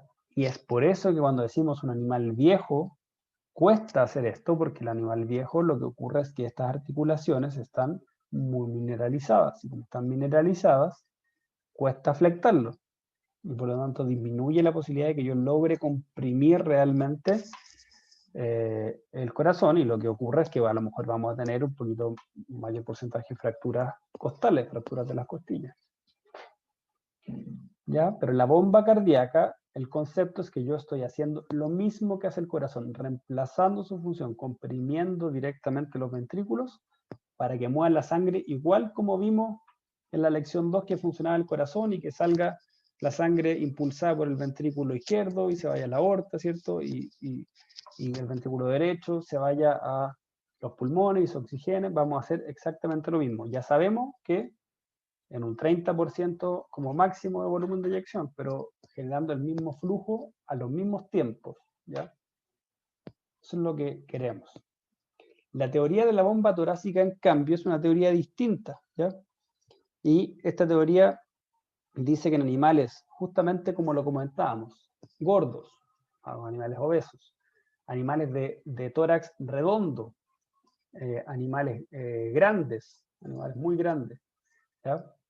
Nosotros no llegamos con las compresiones torácicas externas, no llegamos a comprimir el corazón porque estamos muy lejos del corazón y porque nos separa grasa, mucha grasa, porque son animales gordos, porque tienen unas costillas grandes, porque tienen una pared costal muy grande, porque además si son viejos las tienen mineralizadas las articulaciones costocostales, por lo tanto nos cuesta generar, o porque está muy lejos, derechamente porque está muy lejos del corazón, de las costillas, de la pared costal donde yo me apoyo, por lo tanto no logramos llegar a comprimir el corazón. Como no llegamos a comprimir el corazón, tenemos que usar otra estrategia, ¿ya? La estrategia se llama bomba torácica.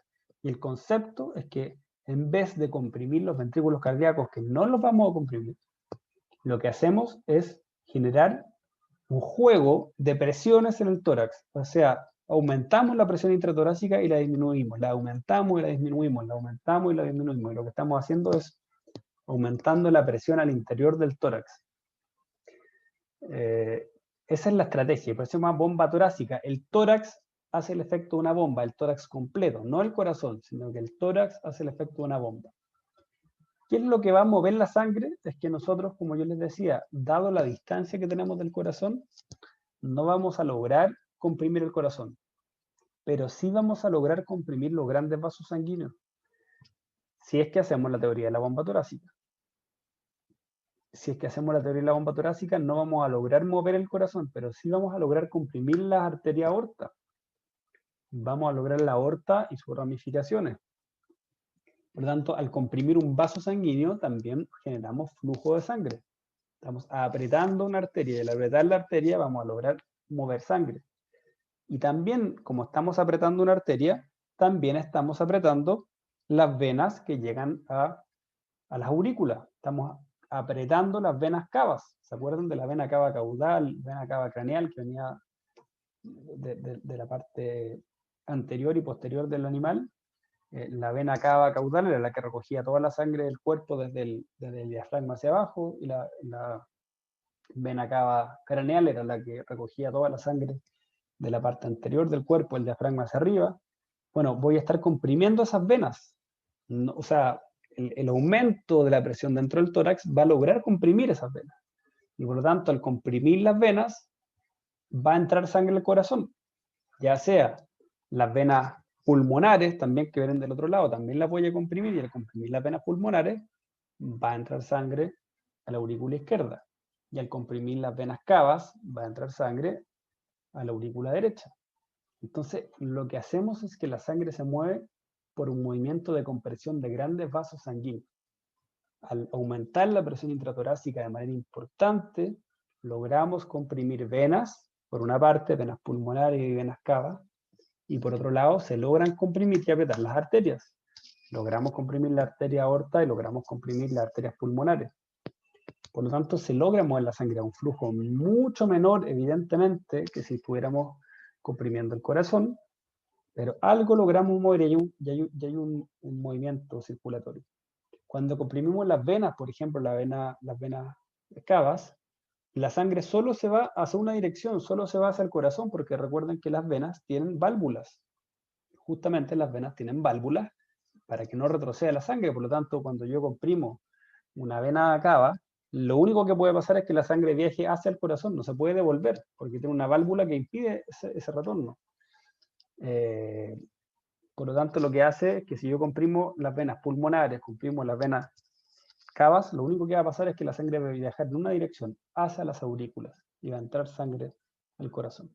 El corazón se dice que funciona solo como un órgano de paso, la sangre pasa por el corazón, pero las válvulas no se mueven. De hecho, está relativamente evidenciado que las válvulas no se mueven, están ahí fijas, abiertas, y la sangre pasa. Simplemente pasa por el movimiento que logramos generar en el tórax. Como dice ahí, el retroceso del tórax también genera una presión negativa, ¿cierto? Cuando yo dejo de comprimir, ¿cierto? El tórax retrocede elásticamente y genera una succión, por decirlo, y esa succión también genera movimiento de sangre. Los pulmones también generan un efecto como de espuma, de esponja, al comprimir, el aumentar la presión intratorácica y después se retrocede elásticamente el tórax, también retrocede el pulmón, y por lo tanto al abrirse el pulmón también arrastra sangre desde las arterias pulmonares y se genera un intercambio gaseoso. Por lo tanto, al apretar nosotros las arterias grandes pulmonares y aorta, al apretar las venas pulmonares y las venas cavas, al retroceder elásticamente el tórax y al retroceder elásticamente el pulmón, todo eso genera un efecto de circulación. Y eso se le llama la bomba torácica. Pero para generarla, tiene algunos cambios o principios. Primero que nada, no vamos a ir a comprimir en el mismo lugar. Segundo, vamos a ir a comprimir lo más fuerte que podamos, ¿ya? Tiene distintos principios que los vamos a revisar. Por lo tanto, este modelo tiene que ver con que nosotros, como ya les decía, comprimamos más arriba. No vamos a comprimir directamente a la altura de los ventrículos porque no queremos mover los ventrículos porque no los vamos a mover. Esa es la verdad. Lo que vamos a hacer es irnos a la parte más alta del tórax, ¿ya? A la parte más alta del tórax. ¿Cómo la vamos a reconocer? Porque vamos a pasar la mano por el animal aquí y vamos a ver dónde vamos a ir, por decirlo de alguna manera, vamos a ir subiendo por acá y cuando la mano ya empiece a bajar, bueno, en ese punto más alto, en el punto más alto del tórax, vamos a comprimir ahí, que va a estar más o menos a la altura justamente de la salida de la arteria aorta, más o menos por ahí, que es uno de los pasos que más vamos a comprimir, o de las venas cavas, de la llegada de las venas cavas a la aurícula o las venas pulmonares. Entonces la compresión es un poquito más arriba, justamente porque son estos los vasos sanguíneos que vamos a lograr comprimir. No vamos a lograr comprimir aquí, sí, por el aumento de presión vamos a lograr que se compriman estos vasos sanguíneos grandes que están acá. Por lo tanto, la posición, el lugar donde vamos a comprimir es distinto.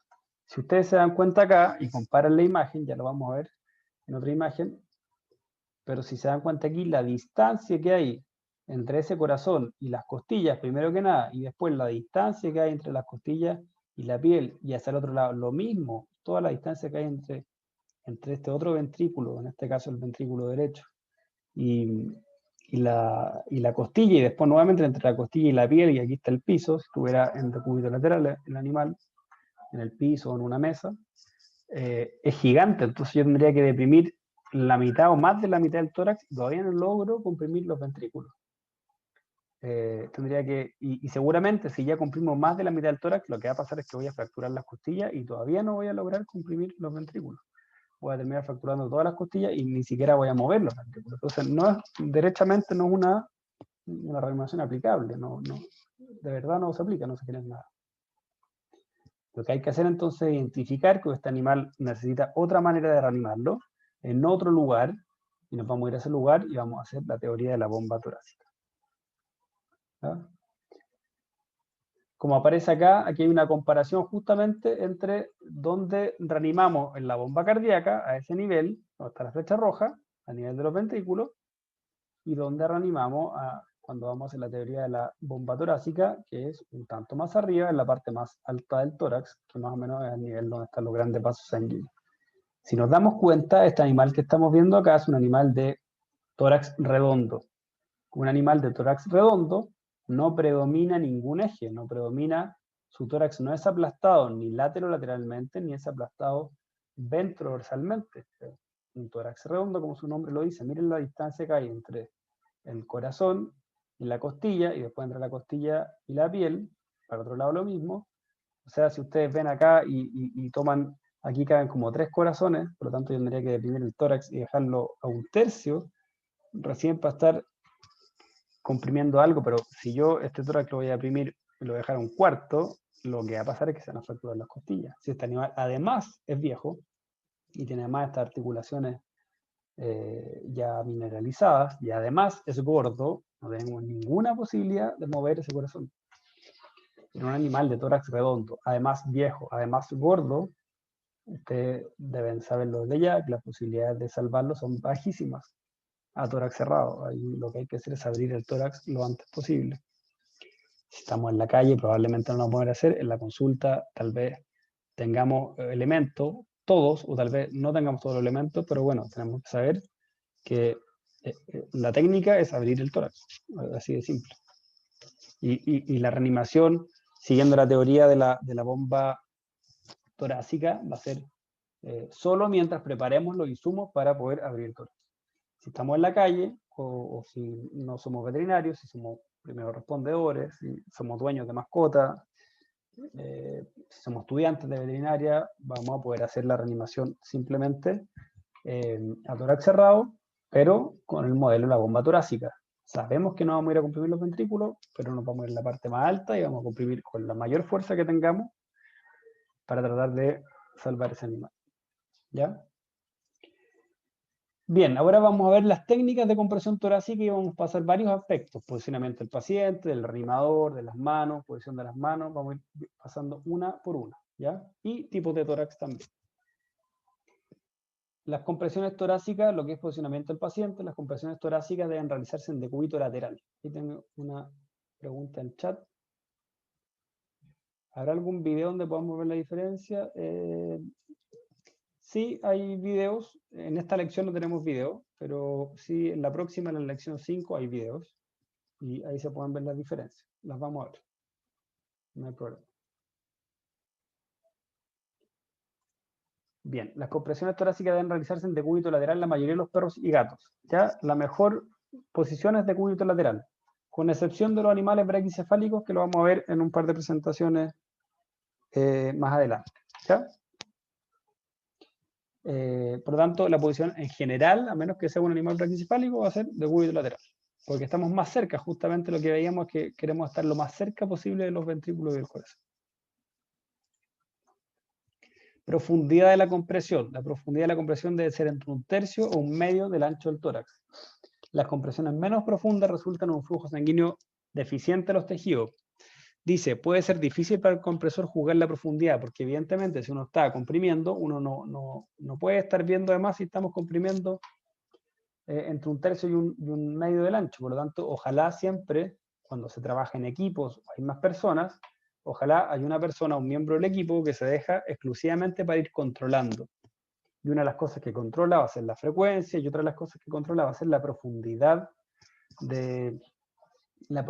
de la compresión. ¿Ya? Y va a ir retroalimentando, por lo tanto le va a poder decir al que está comprimiendo, que le vamos a llamar compresor, le va a decir al compresor un poco más profundo, ya, con un poquito más fuerza porque no está logrando comprimir, no están logrando comprimir a 1/3 o 1/2 el tórax. Lamentablemente, en este caso, para este nivel, para este curso, no tenemos una manera de comprobar que las compresiones torácicas sean efectivas, ¿ya? En soporte vital avanzado, o puede ser en soporte vital básico, pero teniendo un capnógrafo, que podemos tenerlo por hospitalario, sin duda, nosotros podemos controlar la profundidad de la compresión con la capnografía, ¿ya? Y lo que se busca es llegar a un estándar de 15 milímetros de mercurio de CO2 en el capnógrafo. Si nos da menos que eso es porque están siendo muy poco profundas y tenemos que profundizar la compresión para obtener mejores niveles de capnografía. Pero eso en soporte vital básico no lo podemos saber. Entonces, la manera de simplemente el control es un miembro del equipo que nos diga si estamos comprimiendo mucho o poco. Si estoy solo, no vamos a tener esa otra persona. Si estoy en la calle y estaba solo, bueno, tendré que comprimir, ojalá llegando a esa profundidad y hasta donde crea que está bien, digamos. No vamos a tener mucho control al respecto. La frecuencia de la compresión, ya dice, independiente del tamaño del paciente, las compresiones torácicas deben realizarse con una frecuencia de 100 a 120 compresiones por minuto, ¿ya? Recuerdan que en la lección 2 pasábamos que el gasto cardíaco es el producto de la frecuencia cardíaca multiplicado por el volumen de eyección. El volumen de eyección era la cantidad de sangre que sale en cada latido. Y si eso lo multiplicamos por la frecuencia cardíaca, es decir, por la cantidad de latidos por minuto, o la cantidad de compresión, en este caso por minuto, nos va a dar el gasto cardíaco. Nosotros lo que tenemos que generar es mejores gastos cardíacos. Nosotros podemos generar o mejorar, eso es lo que queremos, mejorar el gasto cardíaco, ¿ya? Entonces, ¿cómo mejoramos el gasto cardíaco? Aumentando la frecuencia de la compresión. Pero recuerdan en la lección 2 que decíamos, ¿pero qué pasa si nos pasamos de más de 120 compresiones por minuto? ¿Qué es lo que disminuye? La precarga. Si nos pasamos de 120 compresiones por minuto, el corazón está tan rápido que no le damos espacio para que se precargue, para que la sangre caiga de la aurícula al ventrículo. Y como no le damos ese espacio, vamos a mover y a apretar un corazón sin sangre. Lo que queremos es mover un corazón con sangre. Entonces necesitamos que no nos podemos pasar de esa frecuencia. Máximo 120 compresiones por minuto. Pero ojalá, y yo lo que siempre recomiendo es, ojalá llegar a las 120. Siempre. Lo que dice la teoría es que entre 100 y 120. Yo, en lo personal, recomiendo llegar a los 120, pero no pasarnos de 120. ¿Por qué recomiendo pasarnos de 100? O sea, llegar a los 120, perdón? Porque si llegamos a los 120, estamos mejorando un poco el gasto cardíaco. Si recordemos que el gasto cardíaco era el volumen de eyección, si el volumen de eyección es por 100, va a ser un poquito menos que si el volumen de eyección es por 120. Si son 0.3 ml, recuerden que el volumen de eyección era 0.3 ml por kilogramo de peso, ese es el volumen de eyección que nosotros podíamos dar, un 30%, porque el fisiológico es 0.9 ml por kilo de peso. Pero el que nosotros podíamos dar máximo por cada compresión era 0.3 ml, es distinto dar 0.3 ml por 100 a dar 0.3 ml por 120. Genero un poco más de sangre que moví en un minuto. Eso se llama gasto cardíaco. Entonces, al llegar a 120 generamos un mejor gasto cardíaco, y eso es lo que queremos. Pero si nos pasamos de los 120, va a disminuir el gasto cardíaco, va a caer el gasto cardíaco. ¿Sí? ¿Por qué? Porque no se precarga el corazón. Entonces, ojalá entre 120 a 100, entre 100 a 120, ojalá llegando a 120. Pero no nos podemos pasar de 120 compresiones por minuto. ¿Ya? Retroceso del tórax. Esto también es súper importante porque entre cada compresión torácica necesitamos que el corazón pueda retroceder elásticamente. El tórax va a retroceder, lo vamos a comprimir y después necesitamos que retroceda elásticamente y el corazón también va a retroceder elásticamente, los pulmones van a retroceder, todas las estructuras que están dentro del tórax van a retroceder elásticamente, van a volver a su posición normal, ¿cierto? Y esto es fundamental porque necesitamos justamente que el corazón se precargue. Volvemos a lo mismo que pasamos en la lección 2 y por eso pasamos esos conceptos. Comprimimos el tórax y los ventrículos se comprimieron, se apretaron y después yo necesito soltar ese tórax y liberarlo completamente para que el corazón se pueda abrir, para que los ventrículos se abran y al abrirse los ventrículos cae la sangre de las aurículas. ¿Y qué pasa si el reanimador está encima del tórax y no deja que el tórax retroceda completo, que se abra completo, se extienda completo? El corazón el ventrículo no se alcanza a abrir y por lo tanto cae menos sangre y disminuye el gasto cardíaco. Disminuye el volumen de eyección y por ende disminuye el gasto cardíaco. Por lo tanto, una de las cosas fundamentales es que el compresor tiene que, después de cada compresión, salir completamente, no la mano queda apoyada, siempre la mano queda apoyada, pero Tiene que ser capaz de permitir el retroceso completo del tórax, ¿ya? Eso es fundamental. También está relativamente evidenciado de que un compresor que está más de 2 minutos se empieza a cansar, obviamente, y aunque él diga que no se cansa, aunque el compresor diga, no, si yo no me canso, yo sigo, puedo estar aquí 20 minutos reanimando, yo soy Rambo, está relativamente evidenciado que después de los 2 minutos, el compresor, sin que él se dé cuenta, él dice, no, si yo puedo seguir transpirando entero, mojado entero, pero dice, no, yo puedo seguir, pero lo que ocurre es que el compresor empieza a quedarse pegado en el tórax, ya no sale, en vez de comprimir y salir, se empieza a quedar apoyado. Y al quedarse apoyado, va disminuyendo el volumen de eyección y por ende disminuye el gasto cardíaco.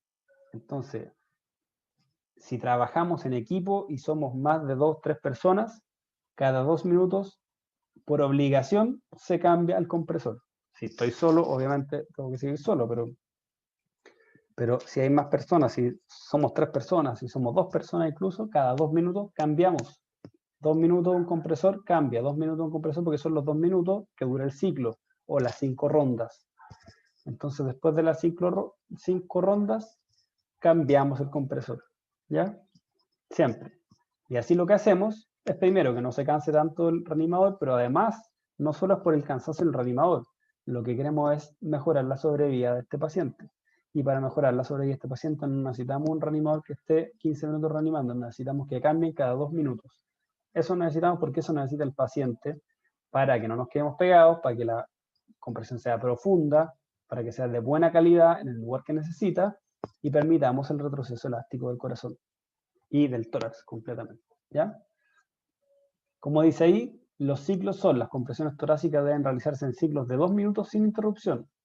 Se necesita aproximadamente 1 minuto de compresiones para que la presión arterial aórtica alcance el nivel estable. O sea, después de 1 minuto de compresiones recién tenemos un nivel estable de presión en la arteria aórtica, ¿ya? Y recién ahí podemos empezar a perfundir los órganos. Por lo tanto, tenemos que, ojalá, no parar.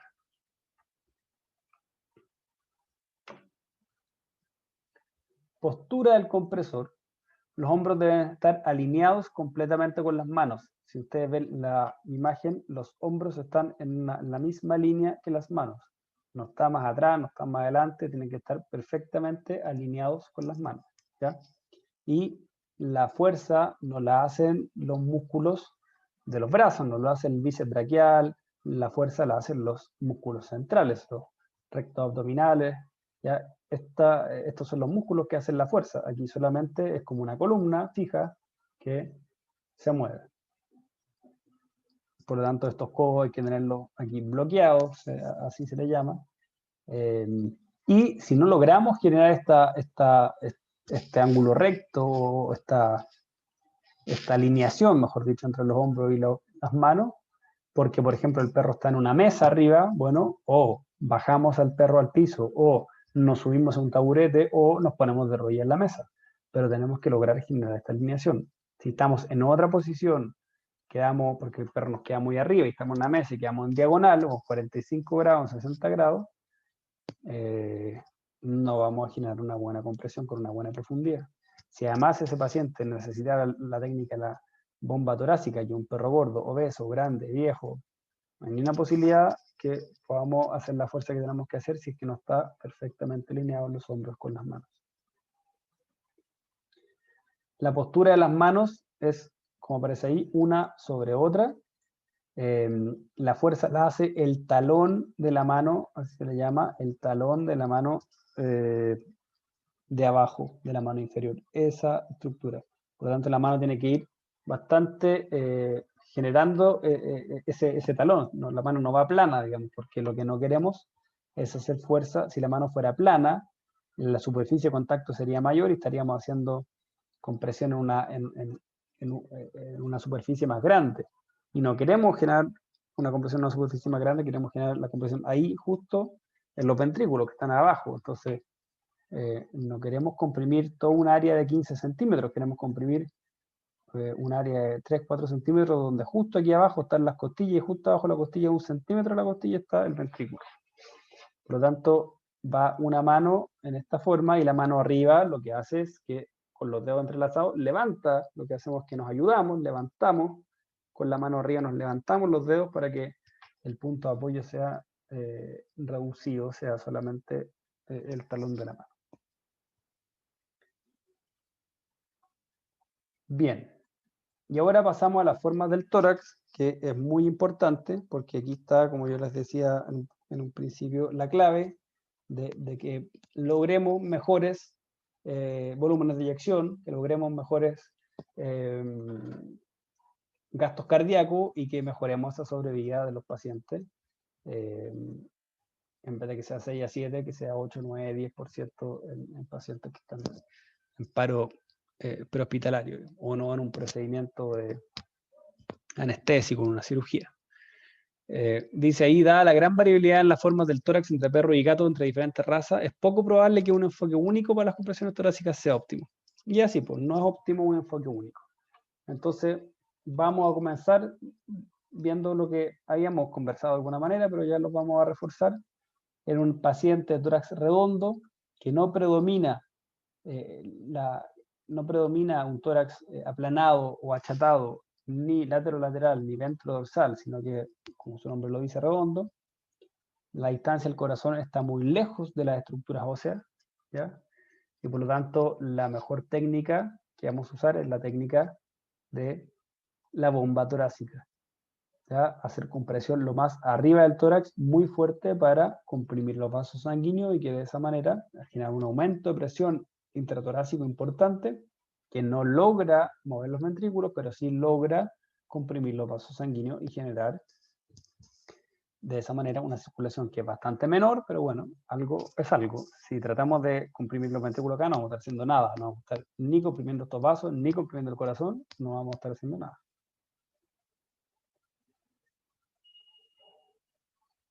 Los perros braquicefálicos, en cambio, que tienen tórax plano, estos perros sí tienen el predominio y tal vez si ustedes asocian a esta forma, sí es una forma de un tórax como el tórax humano, ¿ya? Es un tórax que sí predomina la forma aplanada ventrodorsalmente. Son aplanados desde el vientre, digamos, al dorso. Por lo tanto, aquí sí, si ustedes ven la distancia del corazón a las costillas, de los ventrículos a las costillas, es gigante, pero la distancia del corazón al esternón es pequeña, y la distancia del corazón a la columna vertebral también es pequeña. Por lo tanto, acá hacemos la reanimación en decúbito dorsal o de espalda, no en decúbito lateral. En los animales de tórax plano, animales braquicefálicos como los bulldogs, ¿ya? Ese tipo de animales como los bulldogs que tienen los tórax planos, es decir, un tórax similar al tórax del humano, lo que hacemos es que reanimamos de esta manera. Reanimamos al perro de espalda, como reanimaríamos un ser humano. La compresión, aquí es la bomba cardíaca, aquí lo que vamos a estar haciendo es la teoría de la bomba cardíaca, vamos a estar comprimiendo directamente los ventrículos. Pero en vez de comprimir directamente los ventrículos entre costilla y costilla, porque están muy lejos las costillas del corazón, no lograríamos nunca comprimir aquí. Lo que vamos a estar haciendo es que vamos a comprimir los ventrículos, haciendo la teoría de la bomba cardíaca, comprimiendo directamente el corazón, pero entre el esternón y la columna vertebral. Esas son las estructuras óseas que vamos a utilizar para comprimir el corazón. Aquí se me había olvidado mencionar algo. En el tórax plano, perdón, el tórax redondo, estas estructuras que están marcadas con rojo acá, están marcadas porque lo que queremos mostrar es que estos forman columnas, digamos, puntales. Entonces, esto es como que fueran los muros de una casa, digamos, y este es el techo. Mientras más grandes sean estos muros y mientras más estrechos sean estos muros, yo no voy a poder comprimir nunca este techo, ¿cierto? Entonces, hay que entender que estas estructuras rojas que están aquí forman columnas, forman como si fueran una columna que está soportando un techo. Yo no voy a lograr deformar estas columnas para poder bajar este techo hasta aquí, tendría que romperlas, digamos. Y eso es lo que ocurre, vamos a generar fracturas costales y no vamos a lograr mover el corazón. Y esto en un animal de tórax plano es peor todavía, porque esta superficie, este es como que un techo sea más chico todavía, y más angosto, por decirlo algo, la pieza más angosta y con dos muros gigantescos a los lados, es imposible que logremos bajar este techo. ¿Ya? Por lo tanto, esto son estructuras que forman al final columnas que no podemos mover estas columnas bajo ningún punto de vista. No lo vamos a lograr. Por eso que si cambiamos, invertimos la posición, pasa al contrario, estas columnas se hacen más chiquititas y este techo se hace más grande, es como que la pieza ya no es tan chica, una pieza con que las columnas o los muros están muy lejos y el techo es mucho más largo y por lo tanto es más probable que yo logre bajar ese techo, ¿ya? Si hablamos como estructuralmente.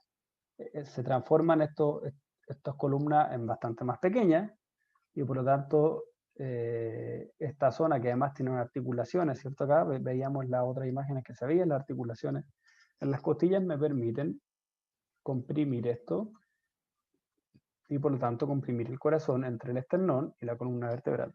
Por lo tanto, animales de tórax plano, braquicefálicos, quiere decir bulldog, francés, inglés, pug, los reanimamos de esta manera, de espalda, de cúbito dorsal, no de lado. ¿Ya? Pero cuando tenemos perros pequeños y gatos, reanimamos siguiendo, o perros medianos aquillados, ¿cierto? Galgos, por ejemplo, obviamente cualquier perro mediano que tenga una forma aquillada, reanimamos siguiendo la forma o la teoría de la bomba cardíaca, comprimiendo directamente los ventrículos entre costilla y costilla. ¿Ya? ¿Cómo encontramos esta ubicación? Imagínense que nosotros dividamos el tórax del perro, dividamos el tórax desde aquí, desde la parte ventral, desde acá abajo hasta acá arriba, lo que marca esta línea verde. Si nosotros dividimos esto en 3/3, ¿ya? Dividamos esto en 3/3. Aquí está marcando la flecha roja 1/3, ¿cierto? Si dividimos este ancho del perro en 3/3, ¿cómo ubicamos el lugar exacto donde están los ventrículos? ¿Se acuerdan que era entre el cuarto y sexto espacio intercostal que veíamos más atrás? Bueno, lo que hacemos es tomar la mano, tomamos la mano del animal, flectamos esta mano, flectamos la mano, y a 1/3, una distancia de 1/3, donde llega el codo, donde justo está la punta del codo, pero a 1/3, porque yo podría flectar esta mano más arriba y llevarla por acá a flectarla.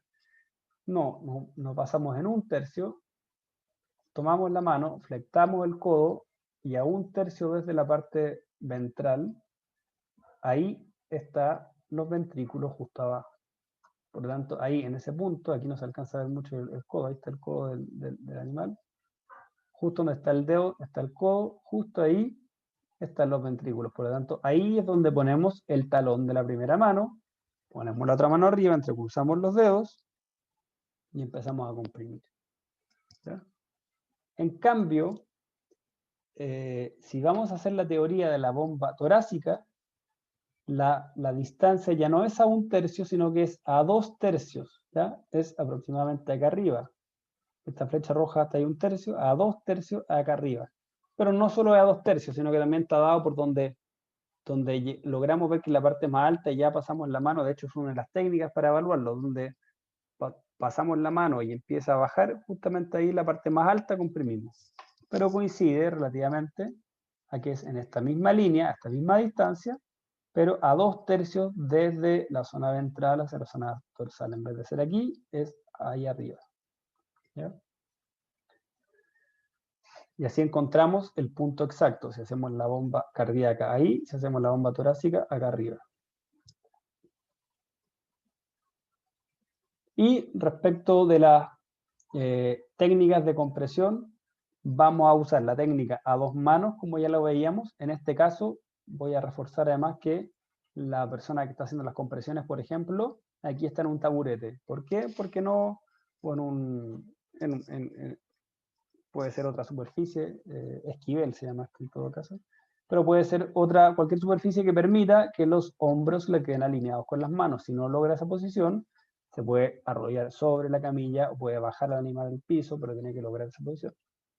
Aquí está reanimando dos manos. Cualquier animal grande, gordo, mediano, vamos a usar técnica de dos manos.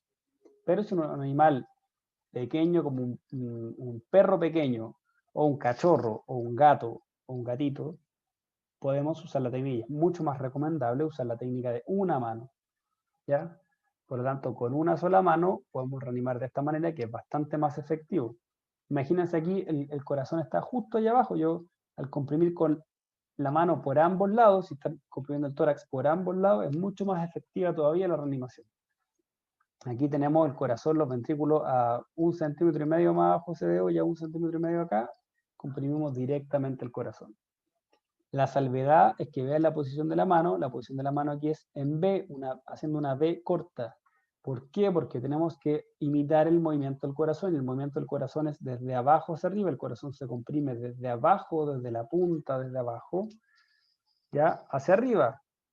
Por lo tanto, esa es la misma forma que tenemos que imitar de compresión, desde abajo hacia arriba. Y lo que mostramos en esta imagen, ¿ya? Comprimimos como que fuera una V corta desde abajo, para que se vaya comprimiendo desde acá abajo y la sangre vaya saliendo hacia arriba, porque la salida de las arterias pulmonares y aorta está arriba del ventrículo. Está en la parte superior del ventrículo, por decirlo de alguna manera, ¿ya? Por lo tanto, seguimos la misma forma de compresión fisiológica, que es desde acá hacia arriba. Si lo hacemos así, en cambio, esta es la forma mala de hacerlo. Aquí deberíamos haberle puesto una cruz roja. Si lo hacemos de esta manera, haciendo como en vez de una V corta, una C con la mano, lo que estamos es comprimiendo justo en la salida. A esta altura sale la arteria aorta, está justo aquí atrás en esta imagen que está acá, pero sale a esta altura, y las arterias pulmonares, por lo tanto, si estamos comprimiendo justo acá arriba, haciendo como una C, muchas veces tenemos la tendencia a hacer esto, estamos comprimiendo justo en la salida de la sangre desde el ventrículo. Entonces, además de que no estamos apretando nada al ventrículo, que es el que tenemos que apretar, lo que logramos apretar el ventrículo y salir, nosotros mismos con los dedos estamos tapando y impidiendo, estamos presionando la arteria aorta a la salida, y lo que queremos es presionar el ventrículo, ¿ya? Lo que queremos presionar el ventrículo izquierdo y derecho, sobre todo el izquierdo, ¿cierto? Para que la sangre fluya y salga por la arteria aorta. Por lo tanto, la posición de la mano cuando hacemos la técnica de una mano en perros chicos, cachorros, gatos, gatitos, es haciendo una V corta, es más difícil probablemente, pero es siguiendo el movimiento o imitando el movimiento del corazón, de los ventrículos, que se comprimen desde abajo hacia arriba, ¿ya? Bien, ¿alguna pregunta de la lección número 4? Llegamos justo casi ya a las 22 horas. ¿Hay preguntas de esta lección? ¿Ninguna?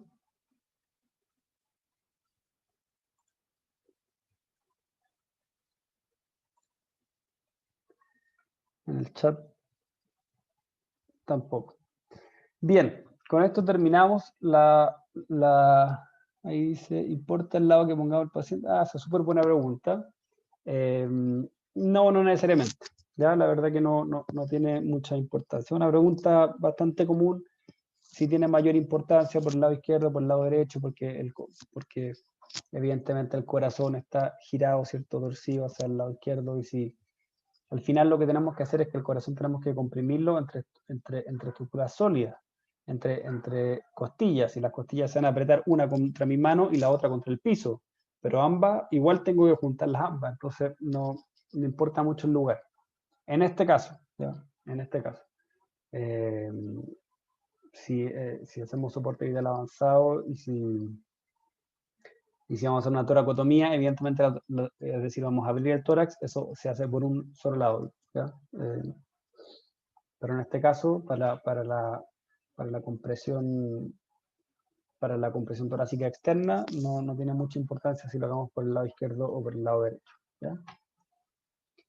Bien, si no hay más preguntas, pueden hacerlas de igual forma como ya les he comentado antes, por la plataforma, por el foro o por el chat que hay para hacer alguna pregunta. Si no, la pueden mandar igual por correo o la pueden guardar para la próxima sesión, que es el día jueves. Esta sesión queda grabada, se va a subir el día de mañana en la mañana y se les envía un correo. Y el día jueves tenemos la última sesión donde se van a revisar la lección de ventilación, donde mover la ventilación, boca-nariz, ventilación con tubo endotraqueal, ventilación con máscara y oxigenoterapia, y la última lección 6, que es la lección de control de hemorragias y quemaduras. También pueden hacer alguna pregunta si tienen de otras lecciones, por supuesto, el día jueves. Así que si no hay más preguntas, muchas gracias por su asistencia y nos vemos el día jueves en las últimas 2 lecciones. Que descansen y que tengan una buena semana para todos.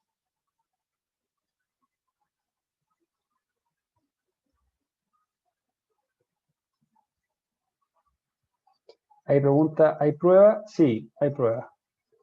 Después del día jueves, terminando la lección del día jueves, subimos la prueba final para que la puedan responder desde ese día en adelante. ¿Ya? No recuerdo si son 24 o 30 preguntas por ahí. No recuerdo en este minuto cuántas preguntas son, pero se sube, terminada la lección 6, el día jueves se sube la evaluación para que la puedan realizar. Ahí en la misma clase del jueves damos las indicaciones de la prueba. Buenas noches a todos.